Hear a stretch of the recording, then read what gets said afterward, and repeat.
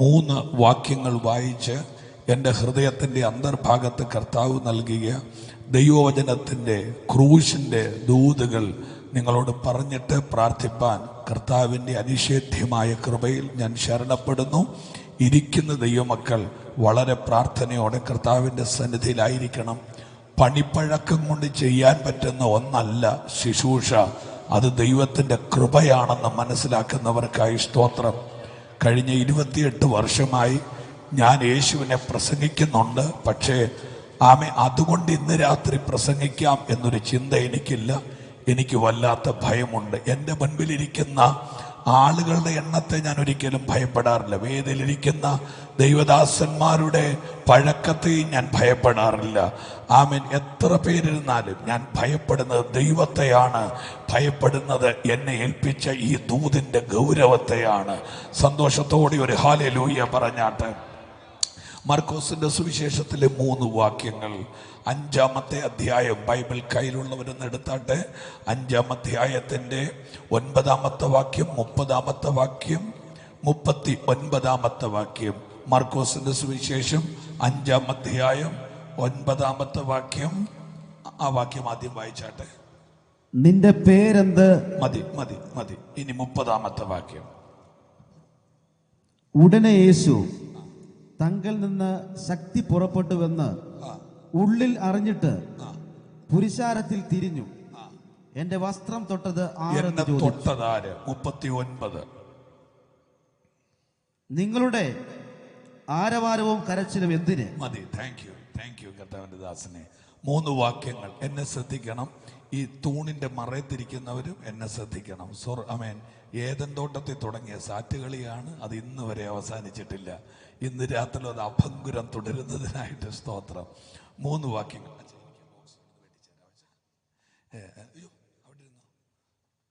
Stroke വന്നതുകൊണ്ട് ഞങ്ങളൊരു ഇളവ് തന്നിരിക്കുക. 3 വാക്യങ്ങൾ. Thank you. നല്ല സൗണ്ട് സിസ്റ്റമാണ്. കർത്താവ് ഒത്തിരി അനുഗ്രഹിക്കട്ടെ. ചിലടത്തൊക്കെ ചെന്നേച്ച് മൈക്കിൽ കൂടെ ഹലോ എന്ന് വെച്ചാൽ അവിടെ അളിയോ എന്നൊക്കെയാണ് കേൾക്കുന്നത്. ഇത് നല്ല സിസ്റ്റമാണ്. കർത്താവ് അനുഗ്രഹിക്കട്ടെ. ചില ബോക്സിനകത്തൊക്കെ ഇങ്ങനെ എലി പെറ്റ് കിടക്കുന്നത് ഞാൻ കണ്ടിട്ടുണ്ട്. ഏതായാലും ഇനിയുള്ള കാലഘട്ടത്തിലൊക്കെ നല്ല സിസ്റ്റം നോക്കി വിളിക്കണം. നല്ല പോലെ ജനം കർത്താവിനെ ആരാധിക്കട്ടെ. അല്ലേ? ഹല്ലേലൂയ. ആമേൻ. നമുക്കൊന്ന് കണ്ണുകളടച്ചൊന്ന് പ്രാർത്ഥിക്കാം. എൻ്റെ ദൈവമക്കളെല്ലാവരും, കുഞ്ഞുങ്ങളും വലിയവരും എല്ലാവരും ഒന്ന് പ്രാർത്ഥിച്ചാട്ടെ.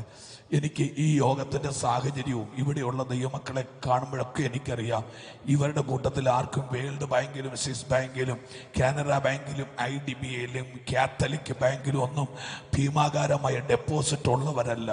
5 ഏക്കർ റബ്ബർ തോട്ടം ഉള്ളവരല്ല. 25 ലക്ഷത്തിൻ്റെ കാറ് ഉള്ളവരല്ല. അങ്ങ് 5 രാജ്യത്ത് മക്കളുള്ളവരല്ല. ഏതോ ബാങ്കിലെ ഡോളറും ദിനാറും പൗണ്ടും ദറവും ഉള്ളവരല്ല. സുവിശേഷത്തോടുള്ള അവരുടെ പ്രതിപത്തി കൊണ്ട് നടത്തുന്നൊരു യോഗമാണിത്. അതുകൊണ്ട് തന്നെ ഈ യോഗത്തിന് നടുക്ക് കർത്താവ് ഇറങ്ങി നിൽക്കുന്നുണ്ട്.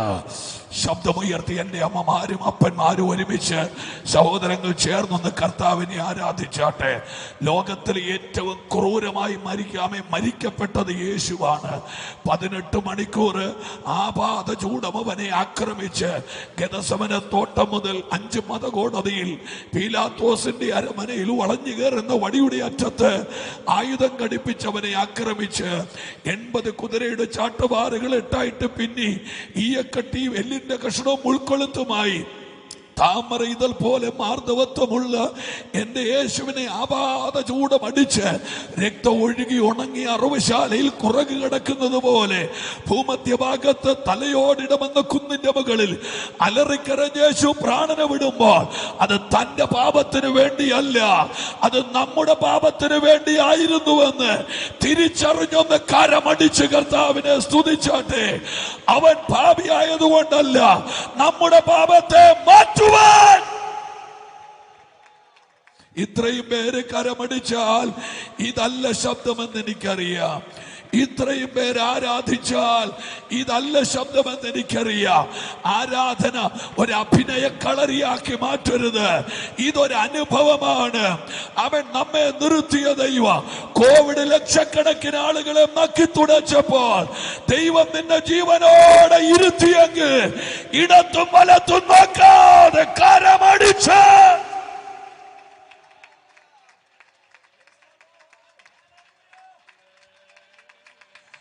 Oh Jesus. സ്വർഗീയ പിതാവേ, അങ്ങയുടെ തേജസ്സും അങ്ങയുടെ സാന്നിധ്യവും ഞങ്ങൾ ചോദിക്കുന്നു.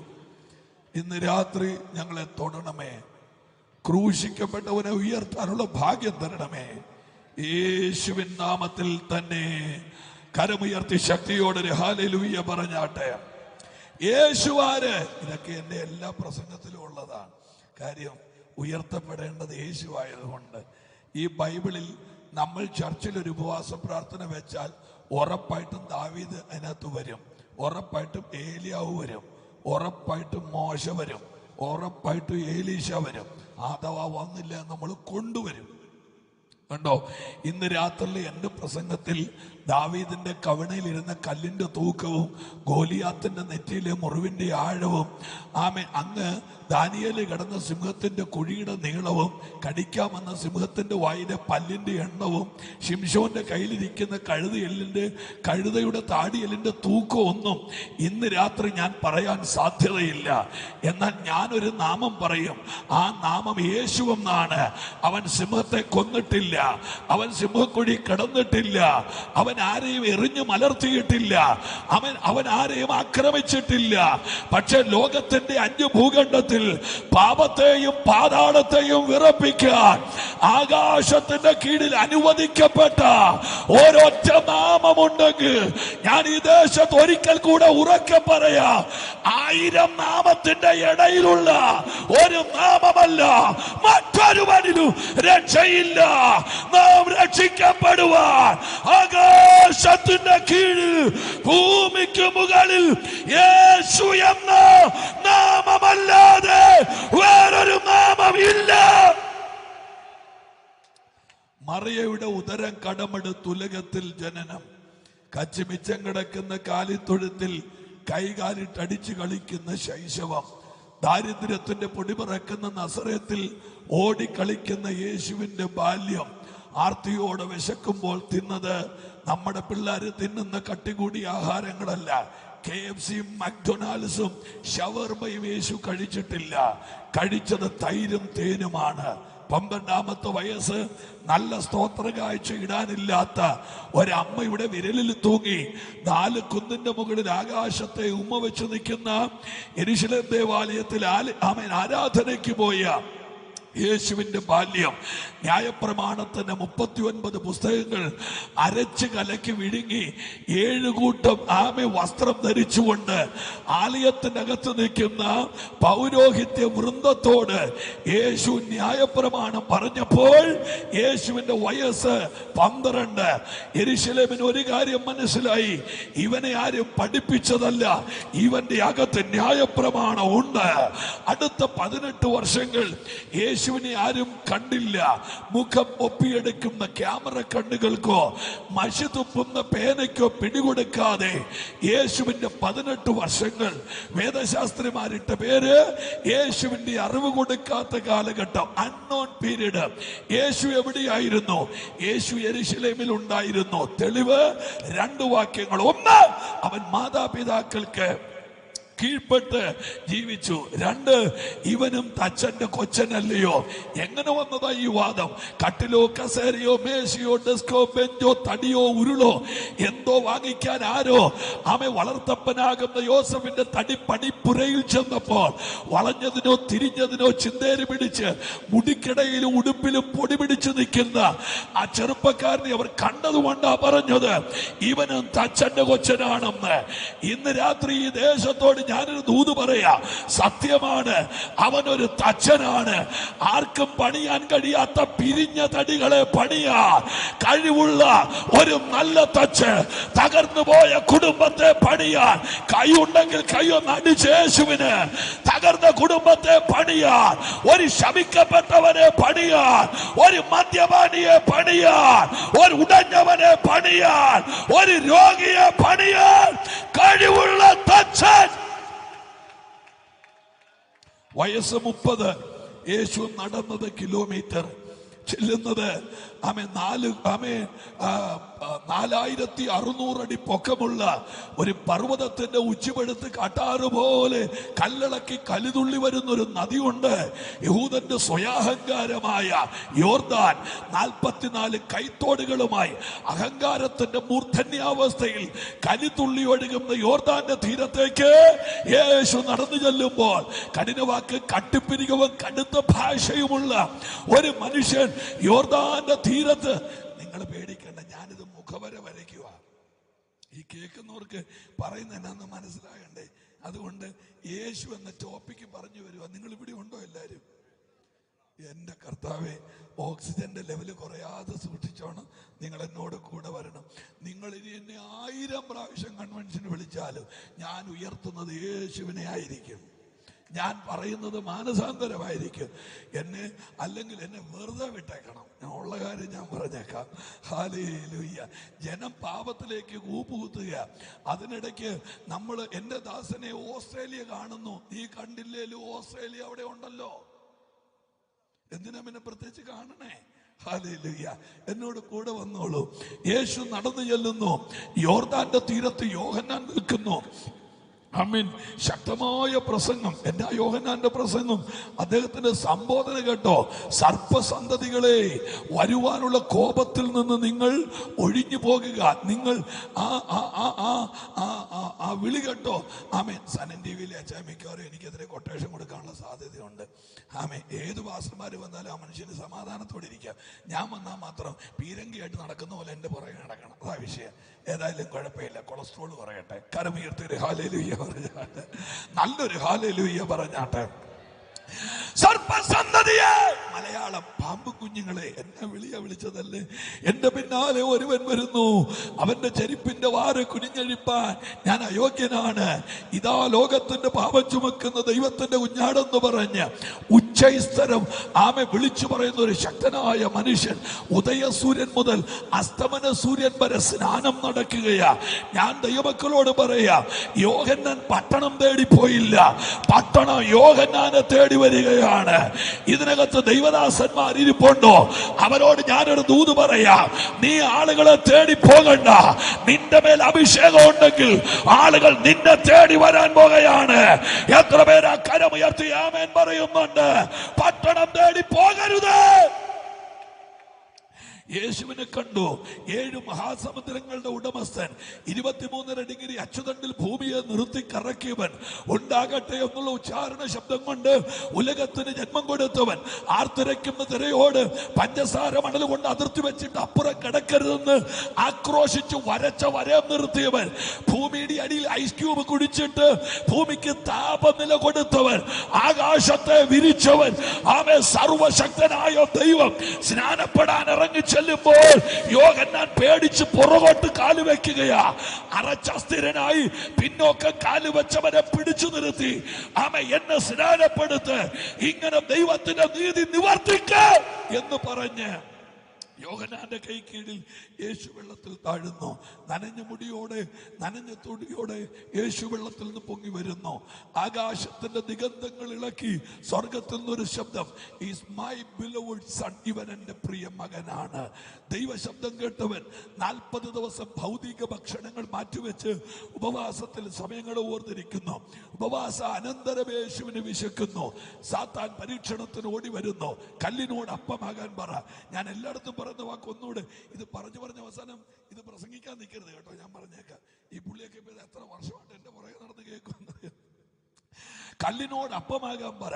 യേശു പറഞ്ഞ വാക്ക് നിങ്ങൾ കേൾക്കണോ? ആമേ. പിശാചേ, നീ കാണിക്കുന്ന കല്ല് അപ്പമാക്കിയിട്ട് തിന്ന് ജീവിക്കേണ്ട ഗതികേട് ഞങ്ങൾക്കില്ല.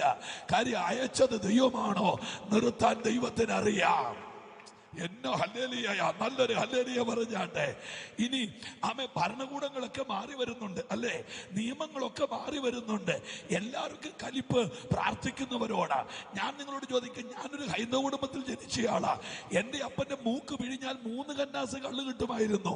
എൻ്റെ ഈ ചെറുവലിന്റെ വലിപ്പമുള്ള കഞ്ചാവിന്റെ ചുരുട്ട് വലിച്ചു നടക്കുമായിരുന്നു. സ്വന്തം ചേട്ടനെ വെട്ടാനിട്ട് ഓടിച്ചിട്ട് 6 മാസം കഴിഞ്ഞ് അയാൾ നാട്ടിൽ തിരിച്ചു വന്നത്. അപ്പൊ എന്നാ നല്ല സ്വഭാവമുള്ളൊരു മനുഷ്യനായിരുന്നു എന്ന് നിങ്ങൾ നിങ്ങളൊന്ന് ആലോചിച്ച് നോക്കിയേ. എന്റെ അപ്പൻ വീടിന്റെ മുറ്റത്ത് വെച്ച് പാമ്പിന്റെ കടിയേറ്റിട്ട് കോട്ടയം കാരിത്താസ് ആശുപത്രി 5 തവണ രക്തം മാറിയിട്ടും ജീവൻ രക്ഷിക്കാൻ കഴിയാതെ ഉച്ചമൃഗ മുതൽ ഉള്ളങ്കാല് വരെ പഴുത്ത് പുഴുത്ത് നാസാരംഭങ്ങൾ തുളച്ചു കയറുന്ന കഠിനമായ ദുർഗന്ധത്താൽ പിടിക്കപ്പെട്ട് എല്ലാവരാലും കൈവിടപ്പെട്ട 6 മാസം എന്റെ അപ്പനും അമ്മയും ഞങ്ങൾ 3 മക്കൾ 6 തവണയാണ് ആത്മഹത്യക്കൊരുങ്ങിയത്. ഇന്ന് രാത്രി ഞാൻ ഈ ദേശത്തോട് പറയാം, അവൻ ദൈവം ഒരുത്തനെ കണ്ടിട്ടുണ്ടെങ്കിൽ അവൻ തകരാൻ ഒന്ന് കൈയടിച്ച്.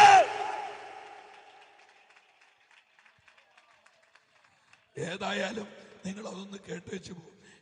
അന്നത്തെ കാലത്ത് ഇതുപോലത്തെ തുറന്ന തിണ്ണകളാണ്. അരപ്ലേസ് എന്നൊക്കെ പറയും. ഇപ്പോഴത്തെ പിള്ളേർക്ക് മനസ്സിലാവുമെന്ന് അറിയത്തില്ല. ഇങ്ങനെ അതുപോലത്തെ ഒരു തുറന്ന തിണ്ണയിൽ മുച്ചോട് കത്തിയ നിലവിളക്കിന്റെ മുമ്പിൽ സന്ധ്യാനാമം ജപിച്ചിരിക്കുന്ന ഒരു വല്ലാത്ത രാത്രി. സമയം 7:30. വീടിന്റെ മുറ്റത്ത് വെച്ച് എൻ്റെ അപ്പനെ അണലി കടിക്കുന്നു. പാമ്പിന്റെ കടിയേറ്റൽ അലർച്ചയോടെ എൻ്റെ അപ്പൻ നിലം പൊത്തുന്നു. കരണ്ടില്ല. ഞാൻ പറയുന്നത് 38 വർഷത്തിന് മുമ്പത്തെ കാര്യമാണ്. സന്ധ്യാസമയത്തുള്ള വിശദംശനം മരണകാരണമാണെന്ന് പറഞ്ഞ് കത്തിൽ നിന്ന് നിലവിളക്കെടുത്ത് നെഞ്ചിനടിച്ചിട്ട് കൺമണി പുറകോട്ട് മലർന്ന് കണ്ണിന്റെ വെള്ളക്കരു തെളിഞ്ഞ് ഉച്ഛ്വാസം വേഗത്തിലായി ബോധമറ്റ എൻ്റെ വല്യപ്പൻ വീടിന്റെ തിണ്ണയിൽ വീഴുന്നു. രംഗബോധമില്ലാത്ത കോമാളിയല്ലേ ദുരന്തമെന്ന് പറയുന്നത്. അപ്പൻ വീടിന്റെ മുറ്റത്ത്, വല്യപ്പൻ വീടിന്റെ തിണ്ണയിൽ. ഞാൻ 2ാം ക്ലാസ്സിൽ പഠിക്കുന്ന കാലം. അടുപ്പത്ത് കഞ്ഞി വെട്ടിത്തിളയ്ക്കുന്നുണ്ട്. വെട്ടിത്തിളയ്ക്കുന്ന കഞ്ഞി മൂട പൊക്കി അതിന്റെ ഗന്ധം മൂക്കിലടിക്കുന്നുണ്ട്. ഞാൻ എല്ലായിടത്തും പറഞ്ഞൊരു വാക്ക് കയറ്റി പറയാം, വെച്ച കഞ്ഞി കുടിപ്പിക്കാത്ത ശാപമുണ്ടെന്ന്. 2 എണ്ണം ആ മരം വെട്ടിയിട്ടതുപോലെ വീണത്. ഇന്ന് രാത്രി ചങ്ങം പിരിച്ച് മീശം പിരിച്ച് പോക്കറ്റിൽ ഒരു 5000 രൂപ ഇട്ട് ഭൂമി മുഴുവൻ എന്റെ കാൽ കീഴിലാന്ന് പറഞ്ഞ് നടക്കുന്ന ഏതെങ്കിലും ഒരാൾ എന്നെ കേൾക്കുന്നുണ്ടെങ്കിൽ, എന്റെ പൊന്നു സഹോദര, ഒരു ഞൊട്ട മാറി പൊട്ടിയാൽ പിന്നെ നീ എഴുന്നേക്കത്തില്ല. ഒരു ഞരമ്പൊന്ന് ഇടറിയാൽ പിന്നെ നീ അനങ്ങത്തില്ല. ഇന്ന് രാത്രി നീ ശ്വസിക്കുന്നുണ്ടോ? അത് തമ്പുരാന്റെ കരുണയാ. ആമേൻ. കൈ ഉയർത്തിയ രാമൻ പറഞ്ഞാട്ടെ. ആമേൻ. ഇന്ന് രാത്രി നീ ജീവിക്കുന്നത്. Hallelujah, hallelujah. അപ്പനെ കോട്ടയം കാരിത്താസിലും വല്യപ്പനെ കോട്ടയം മെഡിക്കൽ കോളേജിലും അഡ്മിറ്റ് ചെയ്തു. ആദ്യം മരിച്ചത് വിഷപ്പാമ്പിന്റെ കടിയേറ്റ എൻ്റെ അപ്പനല്ല. ആദ്യം മരിച്ചത് വല്യപ്പനാ. മകൻ മരിക്കുമെന്നുള്ള യാതികേറി വ്യാധിയായി കോട്ടയം മെഡിക്കൽ കോളേജിന്റെ ICUവിൽ അരണ്ട തണുപ്പത്ത് ജീവന്റെയും മരണത്തിന്റെ ഇടയ്ക്കുള്ള നൂൽപ്പാലത്തിലെ സമരം അവസാനിപ്പിച്ച് 5ാം ദിവസം കണ്ണു തിരുമിയടച്ച് താടിവട്ടം കെട്ടി പട്ടിനകത്ത് പൊതിഞ്ഞ് കെട്ടിപ്പൊക്കിയ പന്തലിൽ ശരീരം വെച്ചു. വീടിന്റെ തെക്ക് ഭാഗത്ത് പച്ചമാവിന്റെ വിറക് വെട്ടിപ്പൂളി അടുക്കി ശരീരം ചിതയ്ക്ക് കൊടുത്തു. ആളിക്കത്തിയ ചിതയിലെ ചാരം 6 പച്ചവട്ടിക്കകത്ത് കോരിയെടുത്ത് വെള്ളത്തിനൊഴുക്കി അസ്ഥി കൊണ്ട് അടിമയും വെച്ചിട്ട് ബലിപ്പുരയ്ക്ക് മുമ്പിൽ ആത്മാവിന്റെ നിത്യശാന്തിക്ക് വേണ്ടി കരയുന്ന ആ വല്ലാത്ത ദിവസങ്ങൾ എന്റെ ഓർമ്മയിലുണ്ട്. പന്തലഴിക്കാൻ വന്ന നാട്ടുകാരാ പറഞ്ഞത്, അടുത്തത് എന്താകുമെന്ന് അറിഞ്ഞിട്ട് അഴിച്ചാൽ മതിയെന്ന്. ഒരു മരണത്തിന്റെ മണം മാറുന്നതിന് മുമ്പ് 2ാമത്തെ മരണം നടത്താൻ ഉച്ചമൃഗം മുതൽ ഉള്ളങ്കാല് വരെ പഴുത്തു പുഴുത്ത് നാസാരംഭങ്ങൾ തുളച്ചു കയറുന്ന ദുർഗന്ധത്തിന് അടിമയായി ആശുപത്രി ഉപേക്ഷിച്ച എന്റെ അപ്പനെ വീട്ടിൽ കൊണ്ടുവന്നു. ഞാൻ ഒരു വാക്ക് കേട്ടി പറയാം, 2ാമത്തെ ദുരന്തം വരുന്നതിന് മുമ്പ് ഇടയ്ക്ക് യേശു കയറി. ഇന്ന് രാത്രിയുടെ യോഗത്തിൽ നിങ്ങൾ മിണ്ടിയാലും ഇല്ലേലും കൈ അടിച്ചാലും ഇല്ലേലും ചില കുടുംബത്തിനെതിരെ തകിടിൽ കുറിച്ചു വെച്ച ശാപങ്ങൾ, ദുരന്തങ്ങൾ, മരണങ്ങൾ നിന്റെ വീട്ടിൽ വരുന്നതിന് മുമ്പ് യേശു ഇന്ന് രാത്രി കയറി തടയാൻ പോകുകയാണ്. കൈ ഉണ്ടെങ്കിൽ കൈ അടിക്ക്, വായ് തുറക്ക്, യേശുവേ എന്ന് വിളിക്ക്.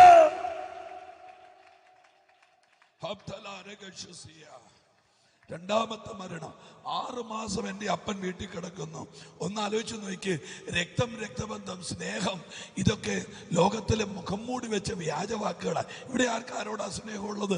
ആർക്കും ആരോടും സ്നേഹമില്ല. നിങ്ങളൊന്ന് ഓർത്തു നോക്കി. ഭർത്താവിന് ജോലി കൊടുക്കുന്ന ചായക്കകത്ത് സയനൈഡ് കാണുമെന്ന്, ഉത്രയുടെ ഭർത്താവിന്റെ കയ്യിലിരിക്കുന്ന പൈപ്പിനകത്ത് പാമ്പും കാണും. ഇതൊക്കെ ലൂക്കോസ് 4:16 മലയാള മനോരമ പേപ്പറെ വന്നതാണ്.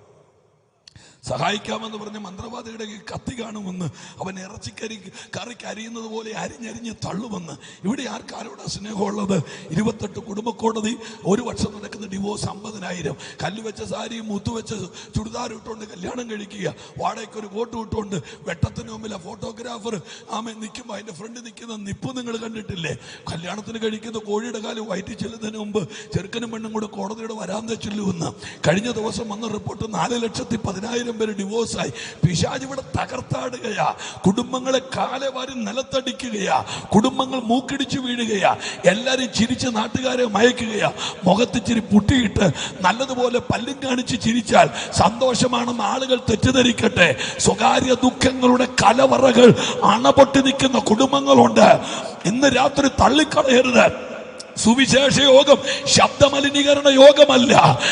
ഇത് ഓക്സിജൻ കിട്ടാത്തവൻ ഓക്സിജൻ കൊടുക്കുന്നത് പോലെ എന്നോട് എന്ന് പറയുന്നു.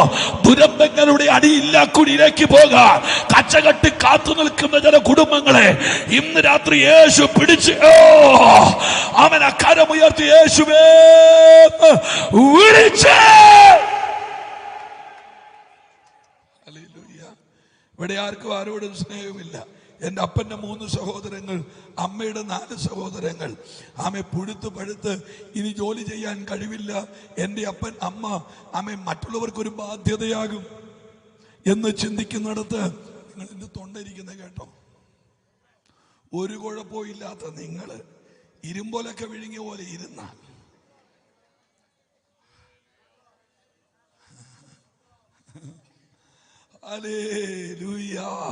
കരമുയർത്തി ഒരു ഹല്ലേലൂയ പറഞ്ഞാണ്. ഇവിടെ ആർക്ക് ഞാൻ നിങ്ങളോട് ഒരു വാക്ക് പറയാം. കറയില്ലാത്ത സ്നേഹം ഒരു സ്ഥലത്തേ ഉള്ളത്, ക്രൂശിലാണ്. കാൽവറി കുരിശിലെ സ്നേഹമേ, എന്നെ വീണ്ടെടുത്ത മകൾ സ്നേഹമേ, പൊന്നുമാരോടണച്ചിടും സ്നേഹമേ, കണ്ണുനീർ തുടച്ചിടും സ്നേഹമേ, പൊന്നുമാരോടണച്ചിടും സ്നേഹമേ, എന്റെ കണ്ണുനീർ തുടച്ചിടും സ്നേഹമേ. നാട്ടുകാർ വീട്ടുകാർ കൂട്ടമാ എന്നെ നിന്ന പരിഹാസം ചൊല്ലുമ്പോ ഞാൻ ഓർത്തിടുമേ എന്റെ പ്രിയന്റെ പുഞ്ചിരി തൂകുമാ മുഖം. ഞാൻ ഓർത്തിടുമേ എന്റെ പ്രിയന്റെ പുഞ്ചിരി തൂകുമാ.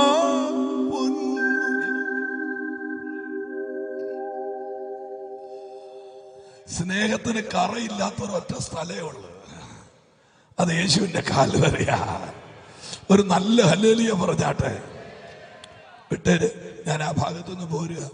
അങ്ങനെ എല്ലാ പ്രതീക്ഷകളും അസ്തമിച്ച് 6 ആത്മഹത്യകൾക്ക് നോക്കിയിട്ട് നടക്കാതെ ആമേൻ അങ്ങനെ കടന്ന് എൻ്റെ അപ്പനെ 2 സുവിശേഷകന്മാര് പൊക്കിക്കൊണ്ട് പ്രാർത്ഥനയ്ക്ക് പോയി. അന്ന് രാത്രി കർത്താവ് കയറി തോട്ടു. ചൊല്ലി ചോദിക്കുന്നത് ഈ വെറും ചെലവ് എന്തിനാന്നാ? എല്ലാ വർഷവും കൺവെൻഷൻ നടത്തേണ്ട കാര്യമുണ്ടോ? ഈ പറയുന്ന കേട്ടത്തൊന്ന് 11 പോക്കറ്റിൽ നിന്നായി പൈസ മുഴുവൻ എടുക്കുന്നത്. ഒരാൾ വന്നാൽ എന്നോട് പറയാ, ആ ദേവദാസൻ 1 കോടി രൂപയുടെ വീട് വെച്ചത്. ഞാൻ ചോദിച്ചു, താമ്പെല്ലാം കൊടുത്തോ? ഞാൻ 2 പ്രാവശ്യമായിട്ട് 20 രൂപ സ്വത്രാച്ചിട്ടുണ്ടെന്ന് പറഞ്ഞു. ഞാൻ പറഞ്ഞു, ആ പൈസ ഞാൻ തന്ന ആ പ്രശ്നം തീരൂ. മുമ്പോട്ട് പോവുക. അന്ന് രാത്രി എൻ്റെ അപ്പ യേശു തൊട്ട്. ഇന്ന് ഞങ്ങളുടെ വീട്ടിൽ ഉപദേശിമാർ 5 എണ്ണമാണ്. എന്നാ കുശുമ്പാന്ന് നോക്കിയാൽ മിണ്ടാതിരിക്കുന്ന അമ്മായിയപ്പനും അപ്പനും IPC. ഒരു പെങ്ങളെ കെട്ടിയവൻ ഏജ്, ഒരു പെങ്ങളെ കെട്ടിയവൻ ന്യൂ ഇന്ത്യ, ഞാൻ സ്വതന്ത്ര സഭ. അങ്ങനെ എല്ലാ കർത്താവ് എത്ര നല്ലവനാ. Come on, rejoice in the Lord. വിട്ടേര്. ഞാൻ ഈ ദൂതുപാട്ട് എൻ്റെ ഏറ്റവും വലിയ വിഷയം. ഒരു സാക്ഷ്യം പറയുമ്പോൾ ഒരുത്തനെങ്കിലും ഗുണം വരുന്നെങ്കിൽ വരട്ടെന്ന് ഓർത്താ ഞാൻ ഈ കിടന്ന് അലയ്ക്കുന്നത് കേട്ടോ. നിങ്ങൾ എന്നോട് കൂടെ വരണേ. ഒരാളെങ്കിലും വലിയ ആവേശമാണ് കാര്യം ഈ പോകുന്ന നരകക്കുഴിയുടെ വലിപ്പം അറിയാവുന്നതുകൊണ്ടായി ഈ പറയുന്നത് പോകരുത്. ഞങ്ങൾ പണ്ട് പരസ്യവും നടത്തി നടക്കും, ഇഷ്ടം പോലെ പരസ്യവും നടത്തി. അപ്പം എനിക്ക് പരസ്യത്തിന് പ്രസംഗിക്കാൻ വലിയ ഗ്രിപ്പൊന്നുമില്ല. ഞാൻ പാട്ട് പാടുമായിരുന്നു, എൻ്റെ പാട്ടല്ലേ ഹല്ലേലൂയ. അതിനകത്ത് ഞങ്ങൾ സ്ഥിരം പാടുന്നൊരു പാട്ടുണ്ട്, തീജ്വാലയാൽ എൻ്റെ നാവ് വരളുന്നേ. കേട്ടിട്ടുണ്ടോ പാട്ട്? തീജ്വാലയാൽ എൻ്റെ നാവ് വരളുന്നേ, ഒരിറ്റു വെള്ളം തരണേ. കേട്ടിട്ടില്ല പാട്ട്?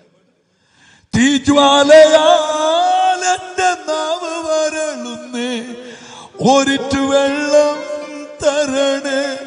അബ്രഹാം പിതാവേ ലാസറിൻ വിരൽ മുക്കി നാവിനെ നനയ്ക്കണമേ. നരകവാസം ഇങ്ങനെയോ ഞാനതറിഞ്ഞില്ലേ. ദൈവമൊരുക്കിയ പാതാള നരകം ഇത്ര ഭയങ്കരമോ. ഇവരൊന്ന് കേട്ടോണേ. പുകവലിച്ചു ഞാൻ മദ്യലഹരിയിൽ മാന്യനായി നടന്നു. പുകവലിച്ചു ഞാൻ മദ്യലഹരിയിൽ മാന്യനായി നടന്നു. അടുത്ത വരി കേട്ടോണേ. ഇപ്പോൾ പുകയും ഗന്ധകവും എൻ അകത്തും പുറത്തും പുഴുവും എന്ന് പറഞ്ഞ എന്റെ അർത്ഥം എന്നാണെന്നറിയോ? ഇവിടെ അമ്പലത്തിനാങ്കുഴിയില് പൈസ കൊടുത്ത് വിൽസ് മേടിക്കണം, എന്നിട്ട് നമ്മൾ തന്നെ അത് കത്തിക്കണം. അല്ലാതെ ആത്മാവിലായാലൊന്നും വിൽസ് കത്തുകയില്ല. കത്തിച്ചേച്ച് വായു വെച്ചേച്ച് നമ്മുടെ ആഞ്ഞു വലിച്ചേച്ച് ഈ ഊതി ഊതി വിടുന്നത് പിള്ളേരുടെ റേഷനറി ആയി പോണത് കണ്ടോ.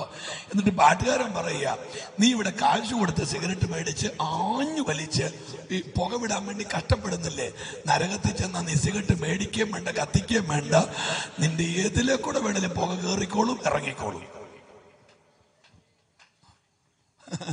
വായിക്കൂടെ വലിച്ച് മൂക്കിക്കൂടെ വിടാൻ ഇയാൾ ഒട്ടും ത്യാഗം അനുഭവിക്കണ്ട. അവിടെ ഫുൾ പുകയല്ലേ.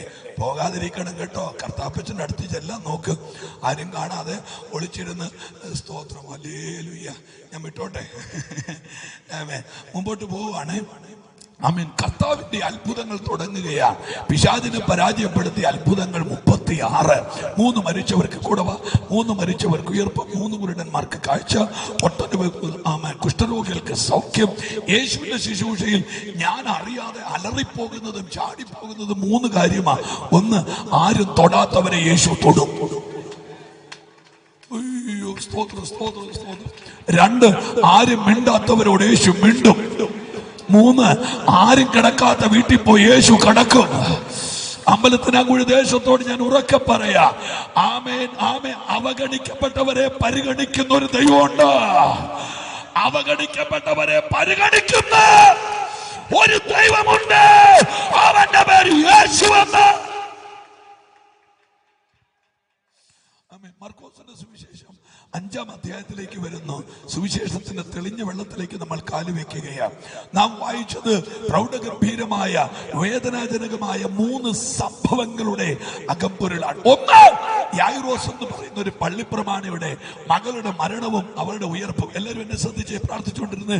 2, അവൻ നീണ്ട 12 വർഷമായി രക്തസ്രവം എന്ന മാരക അസുഖത്താൽ പിടിക്കപ്പെട്ട് വൈദ്യന്മാരാൽ ഏറിയൊന്ന് സഹിച്ച് ആപാദചൂട് തകർക്കപ്പെട്ട് ന്യായപ്രമാണം ആട്ടിപ്പുറത്താക്കി മരണമല്ലാതെ മറ്റൊരു വഴിയില്ലെന്ന് പറഞ്ഞ് പ്രതീക്ഷ നഷ്ടപ്പെട്ടവൾ യേശുവിന്റെ ഉടുപ്പിന്റെ തൊങ്ങലിൽ തൊട്ട് അവൾ സൗഖ്യമാകുകയാണ്. 3, 6000 ഭൂതത്താൽ പിടിക്കപ്പെട്ട് വിവസ്ത്രനായി അലറിക്കരഞ്ഞ് അലഞ്ഞു നടന്നവന്റെ ഉടുതല ഇന്ന് രാത്രിയിൽ ഞാൻ ഈ ദേശത്തോട് ഉറക്കം പറയാം, ഏത് ഗതികെട്ട വിഷയത്തിനും യേശുവിന്റെ കൈ മറുപടി ഉണ്ട്. അയ്യോ, ഇത് പോരാ. ആ കരം അടിച്ചൊന്ന് കർത്താവിന് നന്ദി പറഞ്ഞാട്ടെ. ലോകത്തിൽ നീരാൾ ഇരയെ പിടിക്കുന്നത് പോലെ ശാപത്താൽ ചുറ്റപ്പെട്ട ഏത് പ്രശ്നത്തിനും യേശുവിന്റെ കയ്യിൽ ഇന്ന് പകൽ മറുപടി ഉണ്ട്. ശക്തിയോടെ കരമടിച്ച് കർത്താവിന് ആമേൻ പറഞ്ഞാട്ടെ. 3 ഭാഗം പ്രസംഗിക്കുകയല്ല. 3 ഭാഗം നീതി പുലർത്തി തൊട്ട് 3-ാം ഭാഗത്തിൽ തൊട്ട് ദൂത് പറഞ്ഞ് നമുക്ക് പ്രാർത്ഥിക്കാം. സന്തോഷത്തോടെ പ്രാർത്ഥിച്ചുകൊണ്ട് കർത്തൃസന്നിധിയിൽ. 1, യായിറോസിന്റെ മകൾ. ആരാണ് യായിറോസ്? പള്ളിപ്രമാണി. ഏതാണ് പള്ളി? ഇവിടുത്തെ പള്ളിയല്ല, യെരുശലേം പള്ളി. ആരാണ് അവിടെ കൂടുന്നത്? അബ്രഹാമിന്റെ മക്കള്, ഇസഹാക്കിന്റെ മക്കൾ, യാക്കോബിന്റെ കുക്ഷിയിൽ തലപൊക്കിയ 12 ഗോത്രം, രൂബേൻ, ശിമെയോൻ, ലേവി, യഹൂദ, ഇസ്സാഖാർ, സെബൂലൂൻ, നഫ്താലി, ഗാദ്, ആശേർ, യോസഫ്, ബെന്യാമീൻ. 4 കൊടിക്കീഴിൽ അബ്രഹാമിന്റെ സന്തതികൾ യെരുശലേം ദേവാലയത്തിൽ കർത്താവിനെ ആരാധിക്കുകയാ.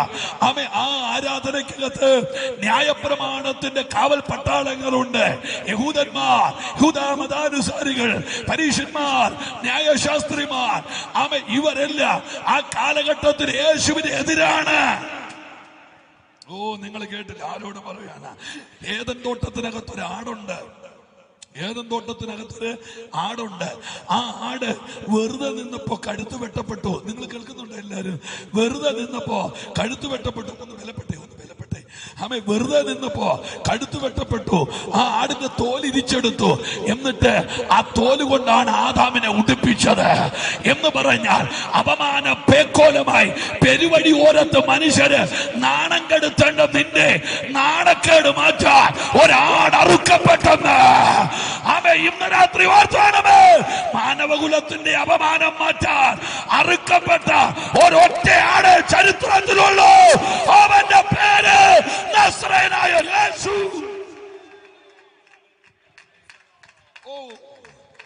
മറ്റൊരുവനില്ല. 2 ആമേൻ. മോറിയ, ആമേൻ. മാറ, മൂര്, മറിയ.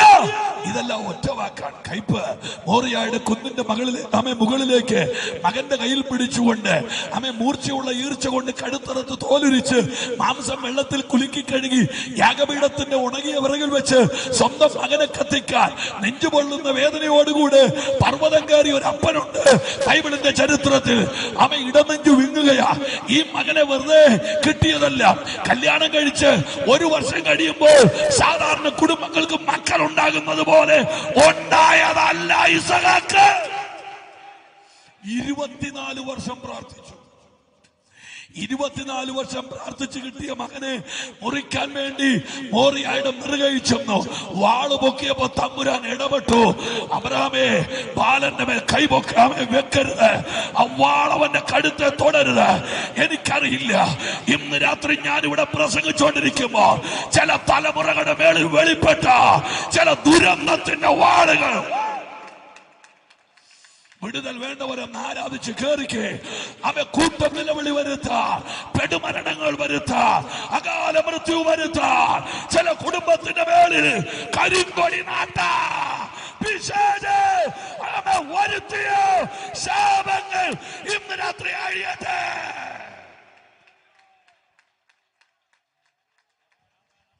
സ്വപ്നങ്ങളെ തുരുമ്പടിപ്പിക്കാൻ, ലക്ഷ്യങ്ങളെ ക്ലാവ് പിടിപ്പിക്കാൻ, രക്തം തിളച്ച് ശിരാധമനികൾ കൂടെ പാഞ്ഞോടുന്ന യൗവന ലോകത്തെ റോട്ടിൽ പൊലിച്ചു കളയാ, ആപാതയുടെ തകർത്ത് മുടിച്ചു കളയാ, വ്യാപരിച്ചു നിൽക്കുന്ന ദേശത്തിന്റെ കൊടിയ ശാപത്തിന്റെ മേൽ ഇന്ന് രാത്രി ജയം.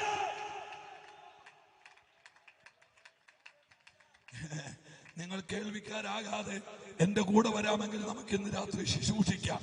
ഹല്ലേലൂയ. സുഭാഷ് പാസ് ഇവിടെ കിടന്ന് ഒച്ച വെച്ചുകൊണ്ട് ഒന്നും നടക്കാനില്ല. വരുന്നതിനെ വെട്ടി വെട്ടി മാറ്റ്. ഇന്ന് രാത്രി ദേശത്തൊരു ഭയങ്കര സംതിങ് ഒരു വലിയ ഡെലിവറൻസ് എന്റെ അമ്മമാരൊന്ന് പ്രാർത്ഥിച്ചാട്ടെ. എന്റെ പ്രിയപ്പെട്ടവരെ, ആത്മാവിൽ രേഖസ്മനായ ഉയർന്നു നിൽക്കുന്ന ചില വാളുകൾ ഇന്ന് രാത്രി താഴട്ടെ. നിങ്ങൾ നോക്ക്, അബ്രഹാം വാള് പൊക്കി, വാള് താന്നില്ല. തൊട്ടപ്പുറത്തൊരു ആട് കിടക്കുന്നു. കാട്ടുവള്ളി കൊമ്പിൽ പിടിപെട്ട് കിടക്കുന്ന ആടിനെ കൊണ്ടുവന്ന് ആടിന്റെ കഴുത്തറത്ത് തോലുരിച്ച് യാഗം കഴിച്ചിട്ട് മലയടിവാരത്തിലേക്ക് മകന്റെ കൈയും പിടിച്ചിറങ്ങി വരുമ്പോൾ അബ്രഹാം മകനോട് പറഞ്ഞു, നീ മേളി തീരേണ്ടതാ. നീ ഇന്ന് ജീവനോട് ഇരിക്കുന്നത് ആ ആട് നിനക്ക് പകരം മരിച്ചത് കൊണ്ടാ. ഇന്ന് രാത്രി ക്രൂശ് ഒരു വിപ്ലവമാണ്. ഒരിക്കൽ കൂടെ പറയാം, പറയാ, ക്രൂശ് ഒരു വിപ്ലവമാണ്. എന്ത് വിപ്ലവം? സ്നേഹത്തിന്റെ വിപ്ലവം. പിശാച് നിന്റെ മണ്ണക്കടിച്ചു വെച്ച മരണത്തെ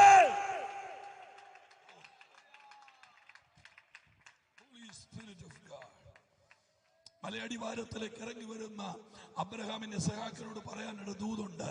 അവിടെ വെട്ടപ്പെടേണ്ടത് നീയാ, പക്ഷെ വെട്ടപ്പെട്ടത് ആടാണ്. നേരെ മുൻപോട്ട് വരുന്നു. ഇസ്രായേൽ മക്കൾ മിസ്രൈമിന്റെ അടിമത്തത്തിൽ നിന്ന് പോരുമ്പോൾ ആബീബ് മാസം 14-ാം തീയതി സന്ധ്യാസമയത്ത് ഒരാടിനെ അറുക്കുന്നുണ്ട്. ആ ആടിന്റെ പേര് പെസഹ കുഞ്ഞാട്. 430 വർഷത്തെ ചിലന്തി വലയിൽ പ്രാണി കുടുങ്ങുന്നത് പോലെ കുടുങ്ങിക്കിടന്ന് ഇസ്രായേൽ മക്കളെ ഒരു കല്ലിലേക്ക് തുണി വാരി അലക്കുന്നത് പോലെ പിതാക്കന്മാരെ വാരി അലക്കിയ, ഉപ്പൂറ്റി പറഞ്ഞു പോരാത്ത പശമണ്ണിൽ പണിയെടുപ്പിച്ച വാരിയലിന്റെ ഇടയ്ക്ക് മുഴുവൻ നീർക്കെട്ട് കയറ്റിയ മിസ്രൈമിന്റെ ഘോര വിപത്തിനെ ഭേദിച്ച് ഇസ്രായേൽ മക്കൾ നടക്കുമ്പോ അവർ ഒരുമിച്ച് പറയും, ഞങ്ങൾ പുറപ്പെടാൻ കാരണം ഒരാട് ഞങ്ങൾക്ക് വേണ്ടി മരിച്ചതുകൊണ്ടാ. യഹൂദന്റെ പ്രശ്നം എന്നറിയാമോ? യഹൂദൻ ആടിനെ അറിയാം, എന്നാൽ ഈ ആട് നിഴലാണ്. നിങ്ങൾ കേട്ടില്ല? യഹൂദൻ ആടിനെ അറിയാം, ആട് നിഴലാണ്. അതിന്റെ പൊരുളിനെ കണ്ടപ്പോഴാ സ്നാപയോൻ വിളിച്ചു പറഞ്ഞത്, അബ്രഹാമേ, നിന്റെ മകന് പകരമായി അറുക്കപ്പെട്ടയാട് നിൽക്കുന്നു, അവന്റെ പേര് യേശു എന്നാണ്.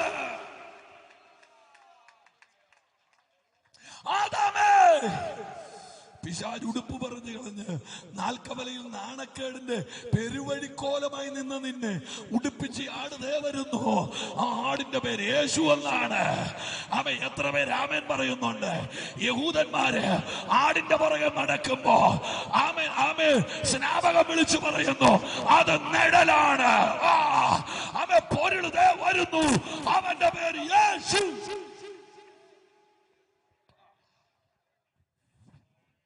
ഇതാ ലോകത്തിന്റെ പാപം ചുമക്കുന്ന ദൈവത്തിന്റെ കുഞ്ഞാട്.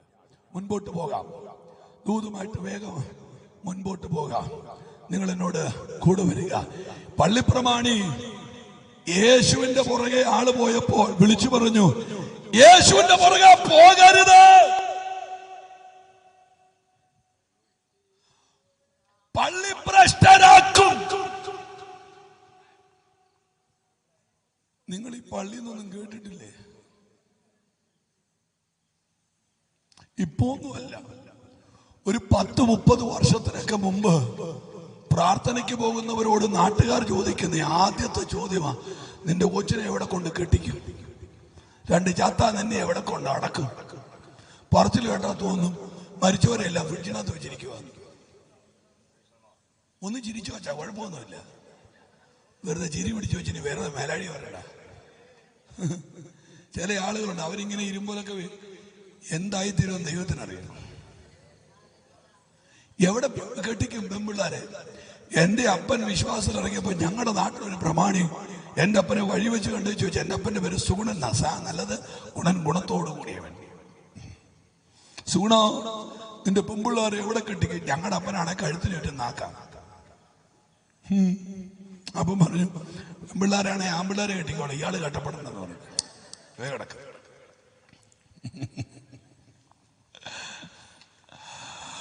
ഒന്നുമില്ലായ്മയിൽ നിന്നെ ഉയർത്തിയ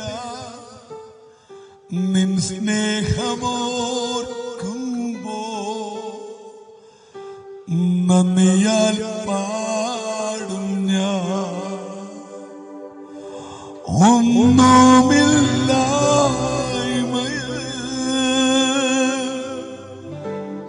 നിന്നെ ഉയർത്തിയ നിൻ സ്നേഹമോർക്കുമ്പോ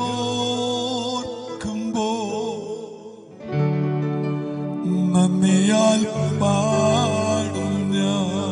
കയ്യൊന്ന് ഉയർത്തിക്കൊണ്ട് നീ എന്നെ സ്നേഹിപ്പാ ഞാനെന്നുള്ളൂ നാഥ,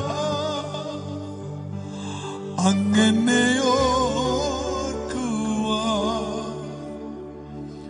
എൻ ഗ്രഹമെന്നുള്ളൂ. ഒന്നുകൂടെ പാടിക്ക. നീ എന്നെ സ്നേഹിപ്പാൻ ഞാനെന്നുള്ളൂ നാഥ, അങ്ങനെയോർക്കുക എൻ ഗ്രഹം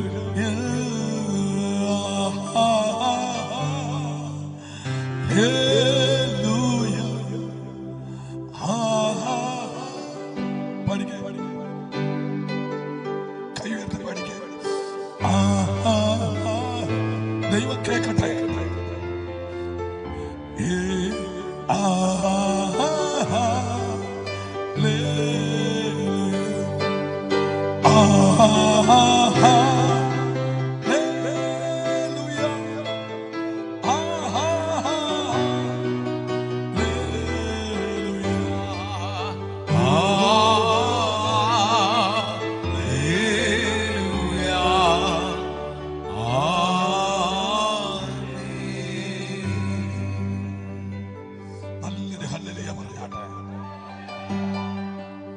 പള്ളിപ്രമാണി യേശുവിനെതിരെ പ്രസംഗിക്കുക.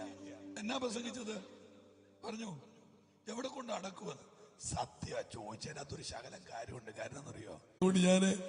അതുകൊണ്ട് ഞാനും പിന്നെ എങ്ങനെയാണല്ലോ. ഹല്ലേലൂയ. ഇന്നല്ല ഇതൊക്കെ നമുക്ക് വന്നത്. നല്ല ചർച്ചില്ല, നല്ല ഉടുപ്പില്ല. നമ്മുടെ വാച്ചിനൊക്കെ ഒരു ഗുണം എന്നറിയോ? സമയം നേരത്തെ പോവുകയില്ല, സമയം താമസിച്ചും പോവില്ല. കാര്യം ഓടുന്ന വാച്ചാണല്ലേ സമയം പോവുള്ളൂ. അതങ്ങനെ നിൽക്കും, ഒറ്റ നിപ്പാണ്. ചിലർ യോത്തിന് വന്നിരിക്കുന്ന പോലെ അങ്ങനെ നിൽക്കും. ഉൽക്കതല വീണാലും സ്വോത്രം കണ്ടിട്ടില്ല, ഇങ്ങനെ നിൽക്കുന്നത് ഒറ്റ നിപ്പാ. അതാ പരിപാടി. എന്റെ പൊന്നെ, ഞാൻ നിങ്ങളോട് ഒരു രഹസ്യം പറയാം, ആരോടും പറയണ്ട. പിന്നെ സനൻ TV ഉള്ളതുകൊണ്ട് പിന്നെ ആരും അറിയുന്നില്ലല്ലോ. ഞാൻ ഒരിക്കൽ ഒരു സഭയിൽ ചെന്ന് 2 മണിക്കൂർ യേശുവിന്റെ വരവ് പ്രസംഗിച്ചു. 2 മണിക്കൂർ പ്രസംഗിച്ചിട്ട് ഒരു സ്തോത്രം പോലും ഉപ്പ് നോക്കാൻ പറയാത്തൊരു അച്ചായന യോഗത്തിന്റെ ഫ്രണ്ടിലിരിപ്പുണ്ടായിരുന്നു. ഞാൻ അവിടുത്തെ പാസ്വേഡ് വെച്ച് ഇതെന്നെ സാധനം, ഇതെന്നെ ഇരിപ്പ്. ഇനി എന്റെ യോഗത്തിന് വരുന്നവർക്ക് ഇനി പരിശുദ്ധാത്മാവില്ലേലും എന്റെ കഷ്ടപ്പാട് കാണുമ്പോൾ നശിക്കട്ടെന്ന് പറഞ്ഞ് ഒരെണ്ണെങ്കിലും പറയും. അതുമില്ല. ഞാൻ അവിടുത്തെ പാസ്വേഡ് വെച്ച് ഇതെന്നാ സാധനം. പാസ് പറഞ്ഞു, കഴിഞ്ഞ 3 വർഷമായിട്ട് ഇയാളെ കൊണ്ടൊരു സ്തോത്രം പറയിപ്പിക്കാൻ ഞാൻ വിടുന്ന പാട് എനിക്കറിയാമെന്ന് പറഞ്ഞു. അപ്പൊ ഈ 3 മണിക്കൂർ കൊണ്ട് തോറ്റ് നിൽക്കുന്ന മനുഷ്യന്റെ മുമ്പിൽ, 3 വർഷം കൊണ്ട് തോറ്റയാളുടെ മുമ്പിൽ ഞാൻ യോഗം കഴിഞ്ഞ് വീട്ടിൽ പോയി. അവരൊരു 3 മാസം കഴിഞ്ഞ് എന്നെ വേറൊരു യോഗത്തിന് വിളിച്ചു. അപ്പൊ ഞാൻ വീട്ടിൽ നിന്ന് വണ്ടി എടുത്തപ്പോഴേ ഞാൻ മനസ്സിൽ പറഞ്ഞു, ആ പിരമിഡ് അവിടെ കാണും. മറ്റേ ഞാനപ്പോ ചർച്ചിനകത്തോട്ട് ഇങ്ങനെ കാല് വെക്കുമ്പോഴേ പാസ്റ്റർ ഉണ്ടോന്നല്ല നോക്കിയത്, ഈ സാധനം അവിടെ ഉണ്ടോന്നാ നോക്കിയത്. കണ്ടപ്പോ കണ്ട കാഴ്ച ഞെട്ടിപ്പോയി. എന്നാന്നറിയോ? അന്ന് പിന്നെ പ്രതിമ പോലെ ഇരുന്ന ഈ മനുഷ്യൻ ഞാൻ നോക്കുമ്പോണ്ടല്ലോ ഈ കസേര കൊടുന്നുണ്ട് വിട്ടിൽ ചാടുന്ന പോലെ ചാടുന്നു. കസേരയുടെ കാലൊക്കെ ഓടിയാ നിൽക്കൂ. ഞാൻ പാസ്റ്ററോട് ഇതിപ്പോ ഇങ്ങനെയാന്ന് പറഞ്ഞു. അപ്പൊ ഞാൻ പാസ്റ്ററിന്റെ ചെവി ചോദിച്ചു, ഈ അങ്ങനെ ഇരുന്നത് ഇങ്ങനെ ആയത് എങ്ങനെയാണെന്നൊന്ന് പറഞ്ഞു തരികയാണെങ്കിൽ. എനിക്ക് ഈ സൈസ് പലരെയും പരിചയമുണ്ട്, അമ്പലത്തിനങ്ങുടിയിലും ഉണ്ടല്ലോ. അന്നേരം പാസ്റ്ററിന്റെ ചെവി പറഞ്ഞ ഞാൻ ഒരിക്കലും മറക്കുകയല്ല. ആമേൻ. ഈ 18-ാം തീയതി വരെ ഇങ്ങനെയായിരിക്കും, അത് കഴിഞ്ഞ് എങ്ങനെയാന്ന് ദൈവത്തിനെ അറിയത്തുള്ളൂ എന്ന് പറഞ്ഞു. ഞാൻ ചോദിച്ചു, അതിനെ ഈ 18-ാം തീയതിയുടെ പ്രത്യേകത? അന്നേരം പറഞ്ഞു, 18-ാം തീയതി പുള്ളിയുടെ ബയോപ്സിയുടെ റിപ്പോർട്ട് വരും, അത് കഴിഞ്ഞിട്ട് എങ്ങനെയാന്ന് തമ്പുരാനെ അറിയത്തുള്ളൂ. അന്നാ എനിക്ക് മനസ്സിലായത്, ഒരു ശകലം ചെത്തി തിരുവനന്തപുരത്തിന് വിട്ട ഏത് പൊന്നുമോനും ആരാധിക്കുമെന്ന്. ഞാൻ കാല് പിടിച്ച് പറയാം, തമ്പുരാന്റെ മുമ്പിൽ ബലമെടുത്തം പ്ലീസ്. ഇതൊന്നും ആക്രോശമൊന്നും അല്ല, ഇതൊരു അപേക്ഷയായിട്ട് നിങ്ങൾ കൂട്ടിയാൽ മതി. ഞാനൊരു പാവം പിടിച്ച മനുഷ്യനല്ലേ, ഞാൻ വലിയ ആളൊന്നും അല്ലല്ലോ. ഞാനിങ്ങനെ സൈഡിൽ കൂടെ വന്ന് അരി മേടിച്ച് ഇങ്ങനെ അരിവഴി അങ്ങ് പോകുന്നയാളല്ലേ. പറ്റുമെങ്കിൽ ഒരു സ്തോത്രമൊക്കെ പറഞ്ഞ് നിങ്ങളൊന്ന് ഓർത്ത് വയ്ക്കുക. ആ കൈപൊക്കി ഒരു അല്ലല്ലിയ പറഞ്ഞേ. ഇത് നാളെ ഒരു വാസവും ഇങ്ങനെ കൈപൊക്കാൻ പറയുമ്പോൾ ഇതെങ്ങനും പൊങ്ങാതെ വന്നുള്ള അവസ്ഥകളൊന്ന് ആലോചിച്ച് വയ്ക്കുക. അവിടെയാ എന്റെ പ്രശ്നം. ഇനിയിപ്പോ പേടിച്ചാണെങ്കിൽ 4 അല്ലേ പറയാം, കിടക്കട്ടെ, എന്തെങ്കിലും ആയിക്കോട്ടെ, പോട്ടെ. പള്ളിപ്രമാണിയോട് പറഞ്ഞ്, പള്ളിപ്രമാണി പ്രസംഗിച്ചതാ, പോകരുത്, യേശുവിന്റെ പുറകെ പോകരുത്. നമ്മുടെ അപ്പച്ചന്മാരെ അമ്മച്ചിമാരെ സമ്മതിക്കണം കേട്ടോ. പെന്തക്കോസ് എന്നൊക്കെ പറഞ്ഞ എന്നെ കാർക്കിച്ച് തുപ്പുമായിരുന്നു. എൻ്റെ അപ്പം വിശ്വാസത്തിൽ വന്നിട്ട് ഞങ്ങളുടെ കുടുംബത്തിൽ നടന്ന ഒറ്റ കല്യാണം പോലും വിളിച്ചിട്ടില്ല, കയറി താമസം വിളിച്ചിട്ടില്ല. ഇനി അഥവാ ഞായറാഴ്ച വിളിക്കുന്ന കല്യാണത്തിന് പോകില്ല. ഇപ്പോഴത്തെ പെന്തിക്കോസ് അല്ല, പണ്ടത്തെ പെന്തിക്കോസ്. ഇന്ന് അവൻ അവിടുന്ന് മാറുകയില്ല. ഞായറാഴ്ച സ്തോത്രം, ഹല്ലേലൂയ, രക്തത്താൽ ചെയ്യാൻ എന്നെ ഇത് ഇങ്ങനെ ഇറങ്ങി പോട്ടെ. ചെണ്ടപ്പുറത്ത് കോലിടുന്നിടത്തെല്ലാം കാണും, ആരാധനയ്ക്ക് മാത്രം കാണുകയല്ല. സ്വർഗം വെറുതെ കിടന്നാലും നീ സ്വർഗത്തിൽ പോകുകയില്ല. ഞാനാ പറയുന്നത്. ആരാധന മുടക്കുന്ന ഒരുത്തനും ഹല്ലേലൂയ, ദൈവത്തെ സ്തോത്രം, ഹല്ലേലൂയ. ആരാണ്ട് അമ്മച്ചിമാരൊക്കെ തിരിഞ്ഞു നോക്കുന്നുണ്ട്, ഏതോ പിന്മാറ്റക്കാരുണ്ട് ഇതിനകത്ത്. ഉറപ്പാണ്, നന്നായിക്കോ, അതാ നല്ലത്. നീ ഗതി പിടിച്ചോ, അതാ നിനക്ക് നല്ലത്. ഇതുപോലത്തെ ഒരു യോഗം ആണ്ട് ഇരുന്ന് പുഴുക്കുന്ന ഇവർക്കൊക്കെ ഈ യോഗം മുടക്കുന്നവരെ അറിയാം. അതുകൊണ്ട് അവർക്കൊണ്ട് നോക്കാൻ പറ്റും. അതായി കണ്ണിട്ട് വെട്ടിക്കുന്നെങ്കിൽ നോക്കിപ്പോയെങ്കിൽ പുള്ളി യോഗം കഴിഞ്ഞ് പറയും ഞാൻ പിരിവ് തരികയില്ലെന്ന് പറയും. അതാ വിഷയം. ഹല്ലേലൂയ. പെട്ടെന്ന് പറ അമ്മ, ഒന്ന് ആലോചിച്ച് നോക്കിയേ. സെമിത്തേരി ഇല്ല, പിള്ളേരെ കെട്ടിക്കാൻ മാർഗമില്ല എന്ന് നമ്മുടെ പിതാക്കന്മാരെ അറിഞ്ഞങ്ങ് ഇറങ്ങി. ഇപ്പൊ ഞാൻ പെട്ടെന്ന് പറയാം, എതിരെ പ്രസംഗിച്ച ഈ യായിറോസ് ഇപ്പൊ യേശുവിന്റെ കാലെ പിടിച്ചിട്ട് പറയാ, നീ എന്റെ വീട് വരെ വരണം. ഞാൻ യായിറോസിനോട് ചോദിച്ചു, യായിറോസ് പള്ളിയിൽ നിന്ന് പുറത്താക്കിയല്ലേ? യായിറോസ് പറഞ്ഞ്, പള്ളിയിൽ നിന്ന് പുറത്താക്കുന്നതിനേക്കാൾ വലിയ പ്രശ്നം എന്റെ വീട്ടിൽ നടന്നിരിക്കുക, എന്റെ കൊച്ചു ഭൂമിയിൽ നിന്നേ പുറത്തായെന്ന് പറഞ്ഞു. നിങ്ങൾ കേട്ടില്ലല്ലേ? അവളുടെ പ്രാണൻ ശരീരത്തിന് പുറത്തായി. അവളുടെ പ്രാണനേക്കാൾ വലുതല്ല എനിക്ക് പള്ളി. എഴുതി വെച്ചോണം. ചിലരെ കർത്താവ് സന്ദർശിക്കാൻ പോയാ, ചില തലമുറകളെ കൈ അടിച്ച് യേശുവിന് നന്ദി. അവൻ ഒരിക്കലും വിട്ടുവരാത്ത ചിലതിനെ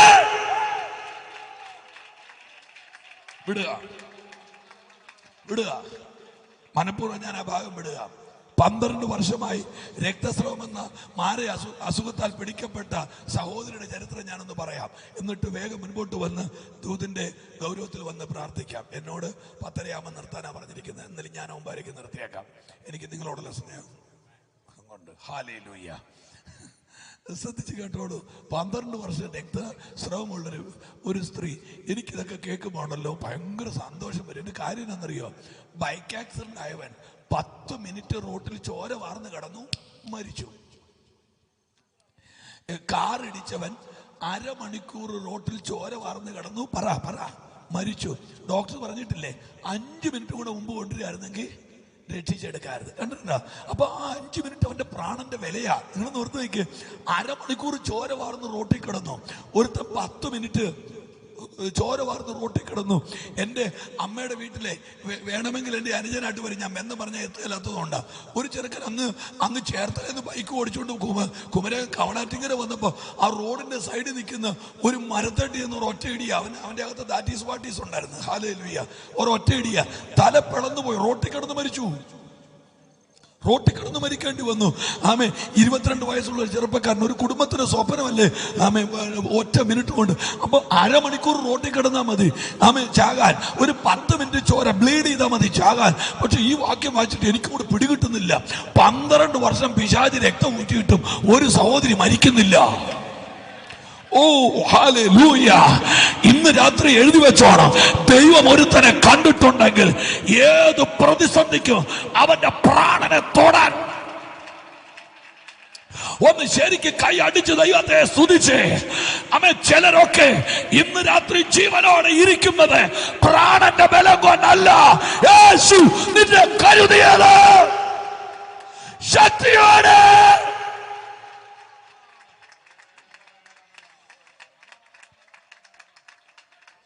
ഓ അമ്മേ, മരിച്ചു പോയെങ്കിൽ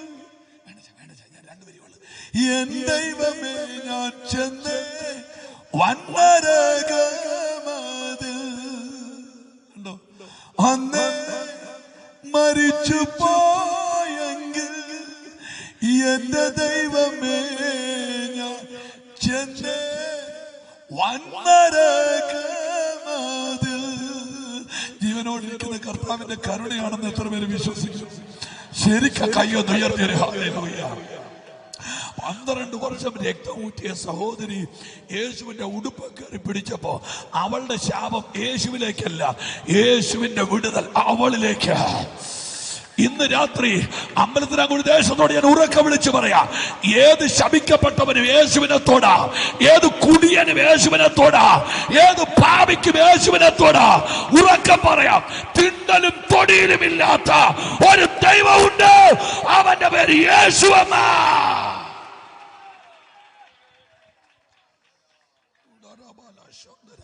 ഞാൻ ഈ ചെറുപ്പക്കാരൻ്റെ ചരിത്രത്തിലോട്ട് പോവുകയാണ്. നിങ്ങൾ എത്ര പേരിനോട് കൂടെയുണ്ട്? എനിക്കിനി ഒരു 10-15 മിനിറ്റ് മതി. നിങ്ങൾ ഇനി ഒന്ന് ശ്രദ്ധിച്ചിരിക്കാവോ? ശരിക്കും മക്കളുമാരെല്ലാം കേട്ടിരിക്കണം, എല്ലാവരും കേട്ടിരിക്കണേ. ഈ കുഞ്ഞുങ്ങൾ എത്ര പേരുണ്ട്? യൗവനക്കാർ please, youngsters please lift your hands. Youngsters,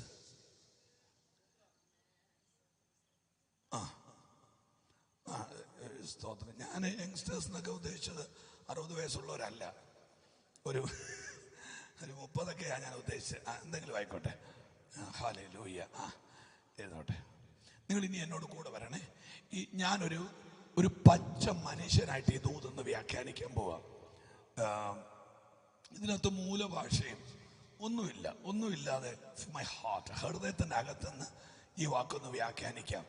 ഈ സുവിശേഷത്തിന്റെ പ്രത്യേകത, സുവിശേഷം ജനകീയമാണ്.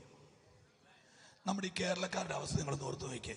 മുടി വെട്ടാൻ കടയിൽ കയറി അവിടെ ഇരിക്കുന്നത് ബംഗാളി, അരി മേടിക്കാൻ ചെന്നാൽ അവിടെ ഇരിക്കുന്നത് ബംഗാളി. അതുകൊണ്ട് ആനയെ മേടിക്കാൻ ചെന്നാൽ ചേനയെ മേടിച്ചുകൊണ്ടാണ് വീട്ടിൽ വരുന്നത്. കാര്യം നമ്മൾ പറഞ്ഞാൽ അവന് പിടി കിട്ടുകയില്ല. അങ്ങനെ വെട്ടടാന്ന് പറഞ്ഞാൽ അവന് ഒരൊറ്റ വേട്ടല്ലേ, ആന കരിമ്പും കാട്ടി കയറുന്ന പോലെ. നിങ്ങൾക്ക് എന്നെ കണ്ടാൽ മനസ്സിലാകുകയല്ലേ? ഹല്ലേലൂയ. പിന്നെ അതുകൊണ്ട് ആകെ പ്രോബ്ലമാണ് നമുക്ക്. ഈ ദൂതിനകത്തോട്ട് നിന്ന് പച്ച മലയാളത്തിൽ 5-ാം അധ്യായത്തിൽ ഒരു ചെറുപ്പക്കാരൻ്റെ ചരിത്രത്തിലേക്ക് വരികയെ പുസ്തകം. ഒരു ചെറുപ്പക്കാരൻ്റെ ചരിത്രം. ആരാ ഇയാള്? പേരില്ല. എന്താ ഇയാളുടെ ഡിഗ്രി? അതിനകത്തൊന്നും എഴുതിയിട്ടില്ല. എത്ര ഏക്കർ സ്ഥലം ഇയാൾക്കുണ്ട്? അതിനകത്തൊന്നും ഇല്ല. ഇയാൾക്ക് വണ്ടിയുണ്ട്? ഇല്ലെന്ന്. അയാളുടെ അവസ്ഥ 3-4 വാക്കുകൊണ്ട് ആമേൻ സമാനതകളില്ലാത്ത ആമേൻ വേദനകളുടെ അടിയാഴത്തിൽ കിടക്കുന്ന, രക്തം തിളയ്ക്കുന്ന ഒരു യൗവനക്കാരൻ്റെ ചരിത്രം 3-4 വാക്യം കൊണ്ട്. അയ്യോ, ഈ ബൈബിൾ പോലെ ഇതുപോലത്തെ ഒരു പുസ്തകം വേറെ ഉണ്ടോ? എടുത്തിങ്ങനെ വെച്ചിരിക്കുക. ഒരു ചെറുപ്പക്കാരൻ്റെ ചരിത്രം. എൻ്റെ ചോദ്യം, ഇനിയുള്ള ചോദ്യം നിങ്ങൾ ശ്രദ്ധിച്ചേ. ഇവനെ മാവേന്ന് പറിച്ചതാണോ? അല്ല. ഇവൻ പ്ലാവേന്ന് വീട് കിട്ടിയതാണോ? അല്ലെന്ന്. ഇവനെ വഴി കിടന്ന് കിട്ടിയതാണോ? അല്ലെന്ന്. അല്ല, ഇവന് ഒരു അമ്മ പെറ്റതാ. കൂടവാ. ഇവന് ഒരു അമ്മ പെറ്റതാ. ഇവന് ജനിക്കാൻ ഒരു അപ്പൻ ബീജം കൊടുത്തതാ. ഞാൻ നിങ്ങളോട് ചോദിക്കട്ടെ, അമ്മമാര് യോഗത്തിനകത്ത് ഇരിപ്പുണ്ടല്ലോ, മക്കളുണ്ടല്ലോ. എനിക്ക് 2 കുഞ്ഞുങ്ങളുണ്ട്. എൻ്റെ മോള് 12-ാം ക്ലാസ്സിലാണ് പഠിക്കുന്നത്, മോൻ 4-ാം ക്ലാസ്സിലും. 2 കുഞ്ഞുങ്ങളെ പ്രതീക്ഷയോടെ വളർത്തിക്കൊണ്ട് വരുന്ന ഒരു പാവം അപ്പനാ ഞാൻ. ഭയമുണ്ട് ഈ ലോകത്ത് നോക്കുമ്പോൾ. എൻ്റെ ചോദ്യം, ഏത് അമ്മയ്ക്കാ വഴി കിടന്ന് കൊച്ചിനെ കിട്ടിയത്? നിങ്ങൾ ഇവിടെ ഏതെങ്കിലും ഒരു അമ്മ ഇരിപ്പുണ്ടോ? പ്രായമുള്ള അമ്മ ഇരിപ്പുണ്ടോ? 10 മക്കളുണ്ടെങ്കിൽ ആ അമ്മയോട് ചോദ്യം, 10 മക്കളെ കുറിച്ചും പ്രതീക്ഷകളാ. ഏതെങ്കിലും ഒരു അമ്മ പറയുന്നത് കേട്ടിട്ടുണ്ടോ? ഇളയവനെ ഞാൻ വെറുതെ പെറ്റതാന്ന് കേട്ടിട്ടുണ്ടോ? ഇളയവനെ ഞാൻ ഒരു സന്തോഷം ചുമ്മാ. ഒരമ്മയും ചുമ്മാ പെറ്റിട്ടില്ല. നിങ്ങൾ കേട്ടില്ല? ഒരമ്മയും ചുമ്മാതെ പെറ്റിട്ടില്ല. ഒരമ്മയും വെറുതെ പെറ്റിട്ടില്ല. ആമേ ഉള്ളിൻ്റെ അകത്തുണ്ടാകുന്ന ഒരു അസ്ഥിയുടെ കഷണമാ. സഭാപ്രസംഗി 11:4 ഗർഭിണിയുടെ ഉദരത്തിൽ അസ്ഥി ഉരുവാകുന്നു. ആമേ പോയി ടെസ്റ്റ് ചെയ്തു, ആമേ ക്യാരി ചെയ്തു, കൺസീവ് ചെയ്തു എന്നറിഞ്ഞ നാള് മുതൽ ആ സ്ത്രീയുടെ ആമേ ഹൃദയം മാറി. ആമേ അവൾ കൊച്ചു പെൺകുട്ടിയാണ്. മുടി ചീകാൻ, മുഖം മിനുക്കാൻ, നല്ല വസ്ത്രം ഉടുക്കാൻ, മിനിങ്ങി നടക്കാൻ, ഒരുങ്ങി നടക്കാൻ ഇഷ്ടപ്പെട്ട, അക്കുകളിൽ ഓടിക്കറ്റം കയറുന്ന, ചാടി ഇറക്കമിറങ്ങുന്ന, സുൽത്താൻ ബത്തേരിക്ക് ടൂർ പോകാൻ ഇഷ്ടപ്പെടുന്ന, കാശ്മീരിൽ പോകാൻ ആഗ്രഹിക്കുന്ന, ബൈക്ക് റൈഡ് നടത്താൻ ആഗ്രഹിക്കുന്ന ആ പാവപ്പെണ്ണിന്റെ മനസ്സ് മാറും എപ്പോൾ ഉദരത്തിൽ ഒരു കൊച്ചുണ്ടെന്ന് അറിയുന്ന അന്ന്. അവൾ മലർന്നു കിടക്കില്ല, അവൾ ചെരിഞ്ഞു കിടക്കും. ആർക്ക് വേണ്ടി? അവൾക്ക് വേണ്ടിയല്ല, ഉദരത്തിൽ കയറിയ കുഞ്ഞിന് വേണ്ടി. അവൾക്ക് നെഞ്ചരിച്ചിലുണ്ട്, അവൾക്ക് ഗ്യാസിന്റെ പ്രോബ്ലം ഉണ്ട്. എന്തുകൊണ്ടുണ്ടായി? ഈ കൊച്ചിനെ അകത്ത് പേറിയത് കൊണ്ട്. എല്ലാ ആഹാരവും കഴിക്കാൻ പറ്റില്ല, കുടുകൂടെ അവൾ ഛർദ്ദിക്കുകയാ. പക്ഷെ ഛർദിലിനോട് അവൾക്ക് പരാതിയില്ല. കാര്യം, ഞാൻ എത്ര ഛർദ്ദിച്ചാലും അകത്തൊരുത്തൻ വളരുന്നുണ്ട്. ഓടിക്കേറിയില്ല, അവൾ ചാടി ഇറങ്ങിയില്ല. അവൾ അമ്മയായി മാറുകയാണ്. അവളുടെ ശരീരമല്ല, അവളുടെ മനസ്സമ്മയായി മാറിക്കൊണ്ടിരിക്കുന്നു. 9 മാസം 9 ദിവസം 9 വിനാഴിക ഗർഭപാത്രത്തിൽ സൂക്ഷിച്ച ആ മാംസപിണ്ഡം 2.5 കിലോ കാണും, 3 കിലോ കാണും, ചിലത് 950 കാണും. ആ എലിക്കുഞ്ഞിനെ പെറ്റിടുന്നത് പോലെ ആ കുഞ്ഞിനെ അലറിക്കരഞ്ഞുകൊണ്ട് പ്രസവിക്കുകയാ. വൈദ്യശാസ്ത്രത്തിലേക്ക് പോകാം, എന്നോട് കൂടെ വരിക. ശ്രദ്ധിക്കുക, ഒരമ്മ ഒരു കുഞ്ഞിനെ പ്രസവിക്കുന്നതാണ് ആകാശത്തിന്റെ കീഴിലുള്ള ഏറ്റവും വലിയ മിറക്കൽ. ഒരമ്മ ഒരു കൊച്ചിനെ പ്രസവിക്കുന്നതാണ് ലോകത്തിലെ ഏറ്റവും ഗൗരവമുള്ള അത്ഭുതം. ഒരമ്മ ഒരു കൊച്ചിനെ പ്രസവിക്കുമ്പോൾ അമ്മ അനുഭവിക്കുന്ന വേദന 57 ഡെൽ. അതാണ് വൈദ്യശാസ്ത്രത്തിന്റെ കണക്ക്. മാനുഷികമായി പറയാം 57 യൂണിറ്റ് വേദന. ഒരു മനുഷ്യന്റെ ശരീരത്തിൽ അസ്ഥികളുടെ എണ്ണം 206. പക്ഷേ ഒരമ്മ കുഞ്ഞിനെ പ്രസവിക്കുമ്പോൾ 20 അസ്ഥികൾ, ഒന്നുകൂടെ പറയാം, 20 ബോൺ, 20 അസ്ഥികൾ വട്ടമൊടിയുമ്പോൾ ഉണ്ടാകുന്ന വേദനയാ ഒരമ്മ കൊച്ചിനെ പ്രസവിക്കുമ്പോൾ ഉണ്ടാകുന്നത്. ഇവിടെ ഇരിക്കുന്ന മക്കൾ ഓർക്കണം, നിങ്ങളെ വെറുതെ പറ്റതല്ല. 20 അസ്ഥി ഒടിയുന്ന വേദന ആമ അകത്ത് പിടിച്ചിട്ടാണ് നിങ്ങളെ പ്രസവിച്ചത്. ഇനിയും അവർക്ക് വേദന കൊടുക്കരുത്.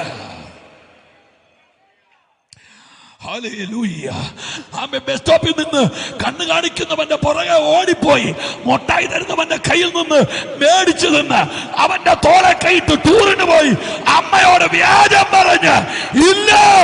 ആ കണ്ണിലൂടെ തിളച്ചിറങ്ങുന്നത് കണ്ണുനീരല്ല, വെളുത്ത നിറമുള്ള ചോരയാണ്. 57 യൂണിറ്റ് വേദന ഒരമ്മ അനുഭവിക്കുന്നു. എന്നാൽ വൈദ്യശാസ്ത്രത്തിലേക്ക് ഒരു ശകലം കൂടെ കയറിയേക്കാം. വൈദ്യശാസ്ത്രം പറയുന്നു ഒരമ്മയ്ക്കല്ല, ഒരു മനുഷ്യന് 47 യൂണിറ്റിൽ കൂടുതൽ വേദന അനുഭവിക്കാൻ അനുവാദമില്ല. 47.5 47.5 പോയാൽ മനുഷ്യൻ ബോധം കെടും, ഷട്ട് ഡൗൺ ചെയ്യും. നിങ്ങൾ വീട്ടില് കൊള്ളിയാമിന്നുമ്പോ കറണ്ട് ഷട്ട് ഡൗൺ ആകത്തില്ലേ? ഇതുപോലെ 47 യൂണിറ്റിന്റെ മേളിലോട്ട് വേദന വന്നാൽ മനുഷ്യൻ അബോധാവസ്ഥയിലേക്ക് പോകും. ബൈക്ക് ഇടിച്ച് റോട്ടിൽ കിടക്കുന്ന ചെറുക്കനെ കുറിച്ച് നിങ്ങൾ പറയത്തില്ല, അവൻ എന്തോരം വേദന നിന്നാണ്, അവൻ തിന്നില്ല, അവൻ ഷട്ട് ഡൗൺ അടിച്ചു. ബോധം കെടുക എന്ന് പറയും. അത് മനുഷ്യന്റെ ശരീരത്തിൽ ദൈവം വെച്ചിരിക്കുന്ന സിസ്റ്റമാണ്. ഇതിന്റെ അപ്പുറത്തോട്ട് ഇവന് വേദന എടുക്കരുത്. അയ്യോ, എന്നിട്ടും ദൈവത്തിന്റെ സ്നേഹം കണ്ടോ? പക്ഷെ വൈദ്യശാസ്ത്രം കൈമലർത്തി. ആമേൻ. സനൻ ടി വി അച്ഛാ, ഞാനൊന്ന് താഴോട്ടൊന്ന് ഇറങ്ങുവാണ്. സ്തോത്ര. ഹല്ലേലൂയ. പയ്യവാ. ഹല്ലേലൂയ. ഇല്ല, ലൈവിൽ കിടക്കുന്നവർ നിങ്ങളെ അന്യഭാഷ പറയും. എനിക്കിങ്ങനെയൊക്കെ പറ്റുള്ളൂ, എന്നാ ചെയ്യാനാ? അല്ലെ സംഘാടകരോട് പറയാം, എന്നെ ഒന്ന് വിളിക്കരുതെന്ന് പറ. 47 യൂണിറ്റ് വേദനയെ ഒരമ്മയ്ക്ക് ഹൗൾ ചെയ്യത്തില്ലല്ലോ അല്ലേ? ഒരു സ്ത്രീക്ക് അനുഭവിക്കാൻ അനുവാദമുള്ളൂ എത്ര യൂണിറ്റ് വേദന?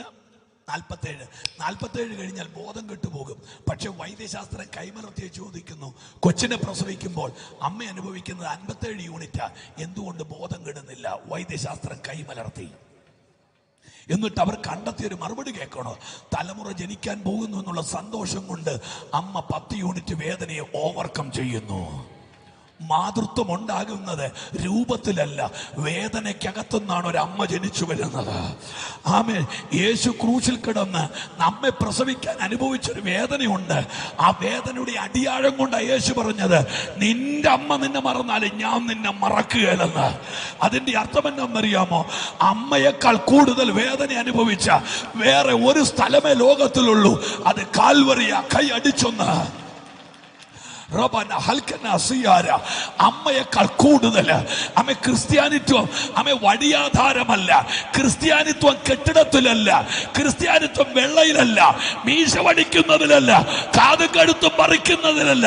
ഇതൊരു സ്നേഹമാണ്. ആരോടുള്ള സ്നേഹം? ക്രൂശിനോടുള്ള സ്നേഹം.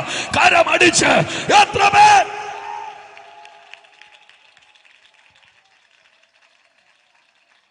12 കോടി രക്തസാക്ഷികളുണ്ടെന്ന് സഭയ്ക്ക്. എത്രയാ? 12 കോടി രക്തസാക്ഷികൾ. ജീവനോടെ തോലുരിച്ചവരുണ്ട്, മെഴുകിനകത്ത് മുക്കി നിർത്തി കത്തിച്ചവരുണ്ട്. നെയ്ക്കണ്ടവും മെഴുകും കൂടെ ഒരുമിച്ച് ഉരുകുമ്പോൾ ദൈവമനുഷ്യന്മാരുടെ ശരീരം കത്തുന്നത് കണ്ട് കൈയടിച്ച് പന്ത് കളി കണ്ട നരാധമന്മാർ ഈ ലോകത്തിലുണ്ട്. അമ്മ ചോര ചീറ്റിത്തെറിച്ച് കാളയുടെ കൊമ്പിൽ കോർത്ത് കൊന്ന എത്ര വിശുദ്ധന്മാരുണ്ട്. മൃഗത്തിന്റെ തോലിനകത്ത് പൊതിഞ്ഞ് വെയിലത്ത് കൊണ്ടിട്ടിട്ട് അസ്ഥി വട്ടം പൊടിഞ്ഞ് മരിച്ചുപോയി എത്ര ദൈവദാസന്മാരുണ്ട്. പാമ്പുകൾക്കിരയായി കൊടുത്തു, പുലികൾക്കിരയായി കൊടുത്തു. 2 മരം വലിച്ചടിപ്പിച്ചിട്ട് കാല് ചേർത്ത് കെട്ടി മരം അകത്തിയപ്പോൾ ശരീരം നെടുക പിളർന്നു പോയി. ചിതറിത്തെറിച്ച ചോരയുടെ അടിയിൽ ജനിച്ചത് പേടിത്തൊണ്ടന്മാരല്ല, അവൻ ജനിച്ചത് ആത്മാവിന്റെ ചാവേറുകളാണ്. ജീവൻ പോയാലും യേശുവിന് വേണ്ടി നിൽക്കുന്ന ഒരു തലമുറ, പാപത്തോട് പ്രാണത്യാഗത്തോടെ പോരാടാൻ യേശുവിന്റെ നാമത്തിൽ അന്ധകാര പിശാച് അമ്പലത്തിന് കുഴിയിൽ ഒരു തലമുറ ക്രൂശിന് വേണ്ടി ഇന്ന് രാത്രി എഴുന്നേൽക്കുന്നു.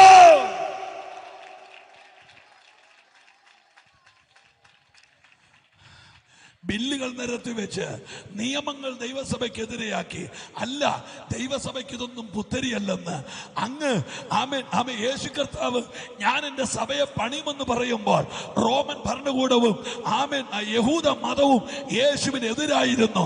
സഭ അനുകൂലത്തിൽ വളർന്നതല്ല, സഭ പ്രതികൂലത്തിൽ വളർന്നതാണ്. ഒരു നല്ല ആമേൻ പറ. ഹല്ലേലൂയ. എത്ര പേര് ആമേൻ പറയുന്നുണ്ട്?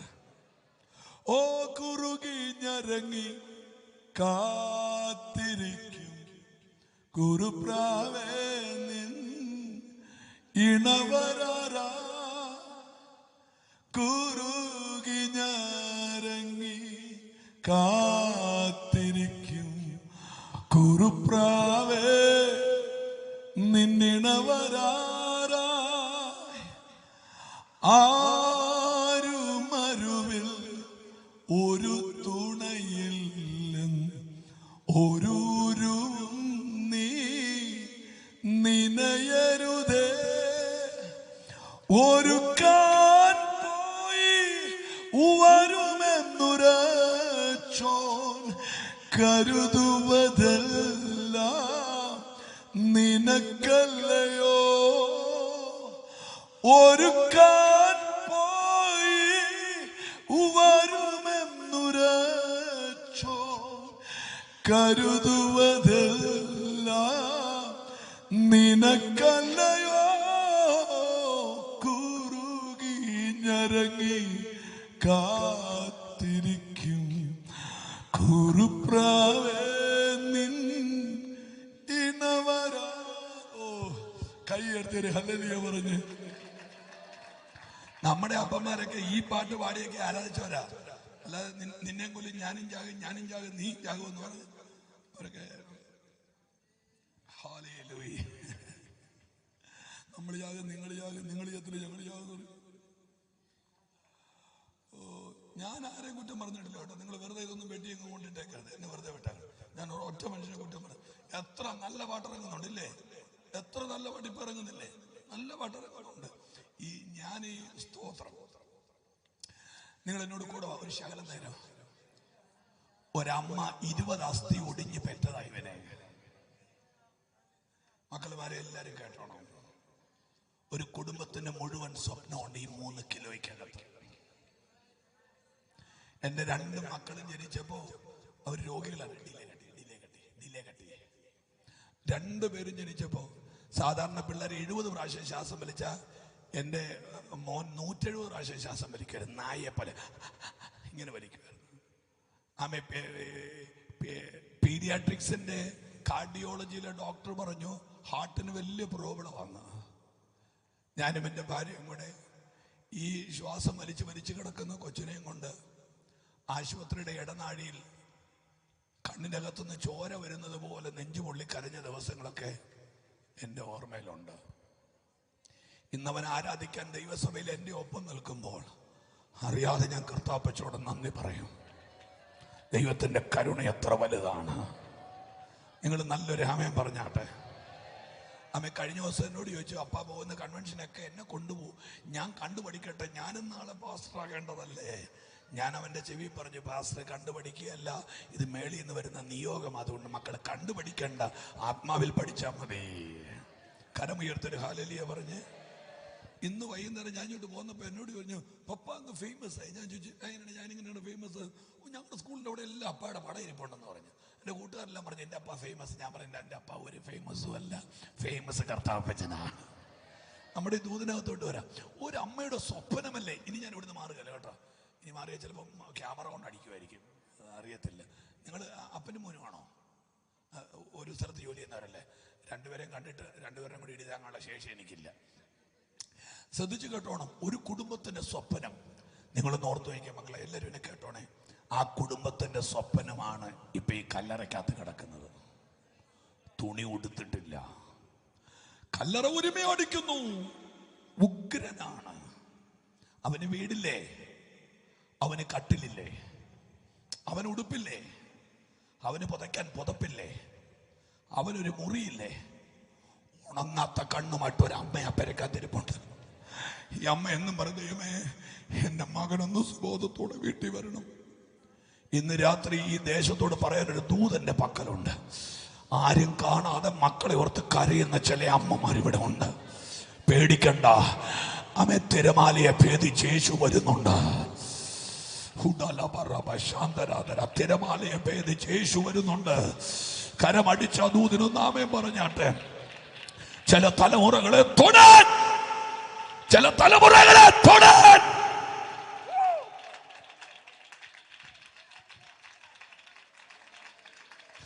ദുരാത്മാവിനാൽ 6000 ദുരാത്മാവിനാൽ പിടിക്കപ്പെട്ട ഒരു ചെറുപ്പക്കാരൻ ഇവിടെ നമ്മുടെ ഈ ദൂതിന്റെ ഗൗരവത്തിലേക്ക് വന്ന് പ്രാർത്ഥിക്കുമ്പോൾ നിങ്ങൾ എന്നോട് കൂടെ ഒന്ന് ദേവദാസന്മാരെ കൊണ്ടൊന്ന് പ്രാർത്ഥിച്ചുകൊണ്ടിരിക്കണേ. മത്തായി സുവിശേഷത്തിൽ ഒരു വാക്യം കിടക്കുന്നു. ആമേ, രണ്ട് ഭൂതഗ്രസ്തരെന്ന് മത്തായിലൊരു വാക്യമുണ്ട്. മാർക്കോസിൽ കിടക്കുന്നു ഒരു ഭൂതഗ്രസ്തരെന്ന്. ഇതിലേതാ ശരിയെന്നറിയാൻ ഞാൻ ഈ വിഷയം ഒന്ന് പഠിക്കാൻ നോക്കി. പഠിച്ചപ്പോൾ കണ്ടൊരു കാര്യം പറഞ്ഞ് പ്രാർത്ഥിക്കാൻ പോവാം. ആമേൻ. ഈ ഗലീലക്കടലിനോട് ചേർന്ന് 10 പട്ടണങ്ങളുണ്ട്. ദെക്കപ്പുലി നാടിന്റെ 10 പട്ടണങ്ങൾ. ആ പട്ടണങ്ങളിൽ ഒരു പട്ടണമാണ് ഗദരദേശം. ഗദരദേശത്തിന്റെ പ്രത്യേകത എന്നറിയാമോ? എല്ലാ വീടുകളിലും ജനിക്കുന്ന ഭ്രാന്ത് പിടിച്ച കുഞ്ഞുങ്ങളെ, അൺമച്വേർഡ് ബുദ്ധിമാന്യമുള്ള കുഞ്ഞുങ്ങളെ അവർ വീട്ടിൽ വളർത്തത്തില്ല. അവർ ഈ ഗദരദേശത്ത് കൊണ്ട് ഉപേക്ഷിക്കും. നമുക്കിവിടെ ഒരാൾക്ക് മാനസിക രോഗം വന്നാൽ അവനെ കുതിരവട്ടത്തോ ഉളംപാറയിലോ കൊണ്ടുപോകണം നമ്മൾ പറയുന്നത് പോലെ തന്നെ അവർ വീട്ടിൽ വളരുന്ന ഭ്രാന്ത് പിടിച്ചവരെ, മാനസിക രോഗികളെ, വൈകല്യമുള്ളവരെ വീട്ടിൽ വളർത്തുന്നത് ദോഷമാണ്. അവരെ കൊണ്ട് ഉപേക്ഷിക്കുന്ന സ്ഥലമാണ് ഗദര. ഞാൻ ഡേക്സ് ബൈബിളിന്റെ വിവരണത്തിലേക്കൊന്ന് പോകുന്നു. ഗദര ദേശത്തേക്ക് ചെല്ല്. ഒരു ഭ്രാന്തനല്ല, 2 ഭ്രാന്തനല്ല, 100 കണക്കിന് മാനസിക രോഗികളുണ്ട്. സുബോധം തകർന്നു പോയ 100 കണക്കിന് മാനസിക രോഗികൾ. ഈ ഓരോ രോഗിയിലും നോക്ക്, ആമേ, ഓരോരുത്തരും ഓരോ കുടുംബത്തിന്റെ പ്രതീക്ഷയാണ്. എന്നിട്ട് ബാക്കിയുള്ള വിവരങ്ങൾ ഞാൻ പറയാം. 20 അടി വീതിയുള്ള ചുണ്ണാമ്പ് കുഴികളാണ് ഗദരദേശത്ത് മുഴുവൻ. എന്നെ കേൾക്കുന്നവരുണ്ടോ നിങ്ങൾ? 20 അടി വീതിയുള്ള ചുണ്ണാമ്പ് കുഴികൾ. അച്ഛാ, ഞാൻ മേളിലോട്ടൊന്ന് കയറുവാണ് ഇനി. ആമേ, 20 അടി വീതിയുള്ള ചുണ്ണാമ്പ് കുഴികൾ. ഈ ഓരോ കുഴിക്കകത്തും 4ഉം 5ഉം യൗവനക്കാര് ഭ്രാന്തന്മാരിയ്ക്കുന്നു. കേൾക്കുന്നുണ്ടോ? 4ഉം 5ഉം ഭ്രാന്തന്മാര്. അതിനകത്തുനിന്ന് ഒരുത്തൻ കുഴിക്കകത്തിരുന്ന് കൈ കടിച്ചു മുറിച്ച് രക്തം കുടിക്കുന്നു. വേറെ ഒരുത്തൻ കുഴിയിലെ ചുണ്ണാമ്പ് കല്ല് വാരി തിന്നുന്നു. മറ്റൊരുത്തൻ കല്ലെടുത്ത് തന്നെ ചതയ്ക്കുന്നു. വേറൊരുത്തൻ നഖം കൊണ്ട് ശരീരം അള്ളി മാന്തിപ്പറിക്കുന്നു. ഈ 5 പേര് കുഴിക്കകത്തിരിക്കുമ്പോൾ അമ്മ കല്ലുകൊണ്ട് ഇടിച്ചിടിച്ച് ഒരുത്തൻ ചത്ത് കുഴിക്കകത്ത് വീഴുകയാണ്. പക്ഷേ അവൻ മരിച്ചു വീണാൽ ബാക്കി 4 പേര് കുഴിയിൽ നിന്ന് കയറുകയല്ല, അവരവിടെ തന്നെ ഇരിക്കും. എന്നിട്ടോ വീണവൻ 3-ാം ദിവസമാകുമ്പോൾ അവന്റെ ശരീരം വീർക്കാൻ തുടങ്ങും. 3-ാം ദിവസമാകുമ്പോൾ ശരീരം വീർത്തിട്ട് കഠിനമായ രൂക്ഷ ദുർഗന്ധത്തോടെ ഒരു കറുത്ത ദ്രാവകവും പുഴുവും കൂടെ ഇവന്റെ ശരീരത്തിൽ നിന്ന് ഒഴുകി ഇറങ്ങാൻ തുടങ്ങും. ഇവന്റെ ശരീരം, ഇവന്റെ തലയോട്, ഇവന്റെ മാംസം മുഴുവൻ ഒഴുകി മൂക്ക് തുളച്ചു കയറുന്ന ദുർഗന്ധത്തോടെ ഈ മാംസം താഴോട്ട് ഒഴുകി ഇറങ്ങുമ്പോൾ കേറിപ്പോകത്തില്ല. ബാക്കി 4 പേര് അവിടെ തന്നെ ഇരിക്കും. നിങ്ങൾ കേട്ടിട്ടില്ലേ, മനുഷ്യമാംസം ചീച്ചു തിന്നുന്ന ഗുഡു മന്ത്രവാദികളുണ്ട് ഈ ലോകത്തിൽ. മനുഷ്യമാംസം ചീച്ചു തിന്നുന്ന മന്ത്രവാദികൾ. എന്താ അതിന്റെ അർത്ഥം? അകത്തൊരുത്തന്റെ ഭൂതം കയറിയാൽ അവന് ദുർഗന്ധം വിഷയമല്ല. അവൻ കുളിക്കത്തില്ല, നനയ്ക്കത്തില്ല, അവൻ പല്ല് ബ്രഷ് ചെയ്യത്തില്ല, വഴി കിടക്കുന്ന വേസ്റ്റ് അവൻ വാഴ്ത്തിന്നു, അവന് നല്ലത് വഴുക്ക് പറയില്ല. കണ്ടോ, ഒരു കുഴിക്കകത്ത് ഒരുത്തൻ മരിച്ചു. അവന്റെ മാംസം തെറിക്കുന്നു. അവന്റെ പുഴു കുഴിക്കകത്തിരുന്നേച്ച് ഈ ജീവനുള്ള 4 പേരെ ജീവനോടെ ഒന്ന് പ്രാർത്ഥിച്ചുകൊണ്ടിരിക്കും. ജീവനോടെ പുഴുവരിക്കുന്നു. എനിക്ക് ഫിംഗർ താത്തിട്ട് 4 പേര് പുഴുവരിക്കുന്നു. നിങ്ങൾ കണ്ടോ, ജീവനോടെ പുഴുവരിച്ച് കയറുന്നു. ആ കുഴിക്കകത്തിരിക്കുന്നത് ഓരോ കുടുംബത്തിന്റെ സ്വപ്നങ്ങളാ. ഓരോ അമ്മമാര് 20 അസ്ഥി ഒടിഞ്ഞ് പ്രസവിച്ച കുഞ്ഞുങ്ങളാ. ഇന്ന് രാത്രി അമ്പലത്തിനാങ്കുഴിയിൽ ഏതൊക്കെയോ കുഴിക്കകത്ത് ബാല്യങ്ങൾ കരയുന്നുണ്ട്. മദ്യപാനത്തിൽ, കഞ്ചാവിൽ, പാപത്തിൽ, വെറിക്കൂത്തിൽ, അധർമ്മത്തിൽ, വ്യഭിചാരത്തിൽ, ദുർമോഹങ്ങളിൽ കുഞ്ഞുങ്ങൾ തകരുകയാ. വഴിവിട്ട അബദ്ധസഞ്ചാരങ്ങളിലേക്ക് മൊട്ടായി കൊടുത്ത് വശീകരിച്ച് പാപത്തിന്റെ 4 ദിവസം ഒറ്റക്കിടപ്പ് നിങ്ങൾ വിചാരിക്കുന്ന പോലെയല്ല. കുഞ്ഞുങ്ങളെ പുഴുവരിക്കുന്നുണ്ട്. ശ്രദ്ധിച്ചോ, അവൻ അമ്മ വിഷയമല്ല, അവന് പെങ്ങൾ വിഷയമല്ല, അവൻ കൊല്ലും ആരെയും.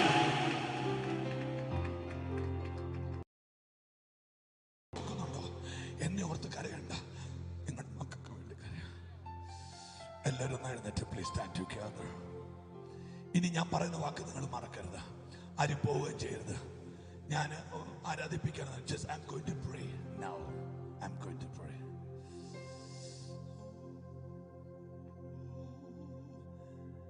Holy Spirit of God. Feedback ചൂടെ തരാമോ? എന്നെ ഒന്ന് ശ്രദ്ധിച്ച് കേട്ട്. ഈ കുഴിക്കകത്ത് പാപം, കുഴിക്കകത്ത് ശാപം, കുഴിക്കകത്ത് ബാല്യങ്ങൾ പുഴുവരിക്കപ്പെടുന്നു. രക്ഷപ്പെടാൻ ആഗ്രഹമുണ്ട്, പക്ഷെ കയറി പോരാൻ പറ്റുന്നില്ല. ഏത് പാപിക്കും പിടിച്ചു കയറാൻ ക്രൂശിന്റെ കാലുണ്ട്.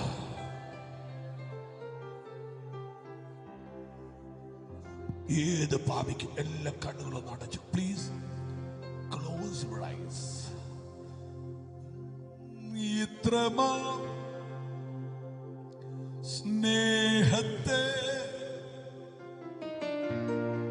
എത്ര നാൾ തള്ളി ഞാൻ ഈ മഹാ പാപത്തെ. യേശുവേ ഓർക്കല്ലേ, ക്രൂശിന്മേൽ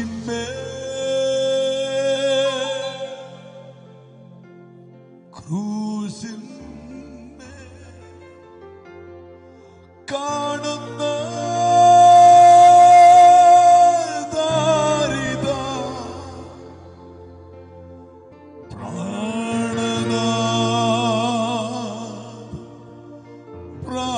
പ്രാണനാഥ എൻ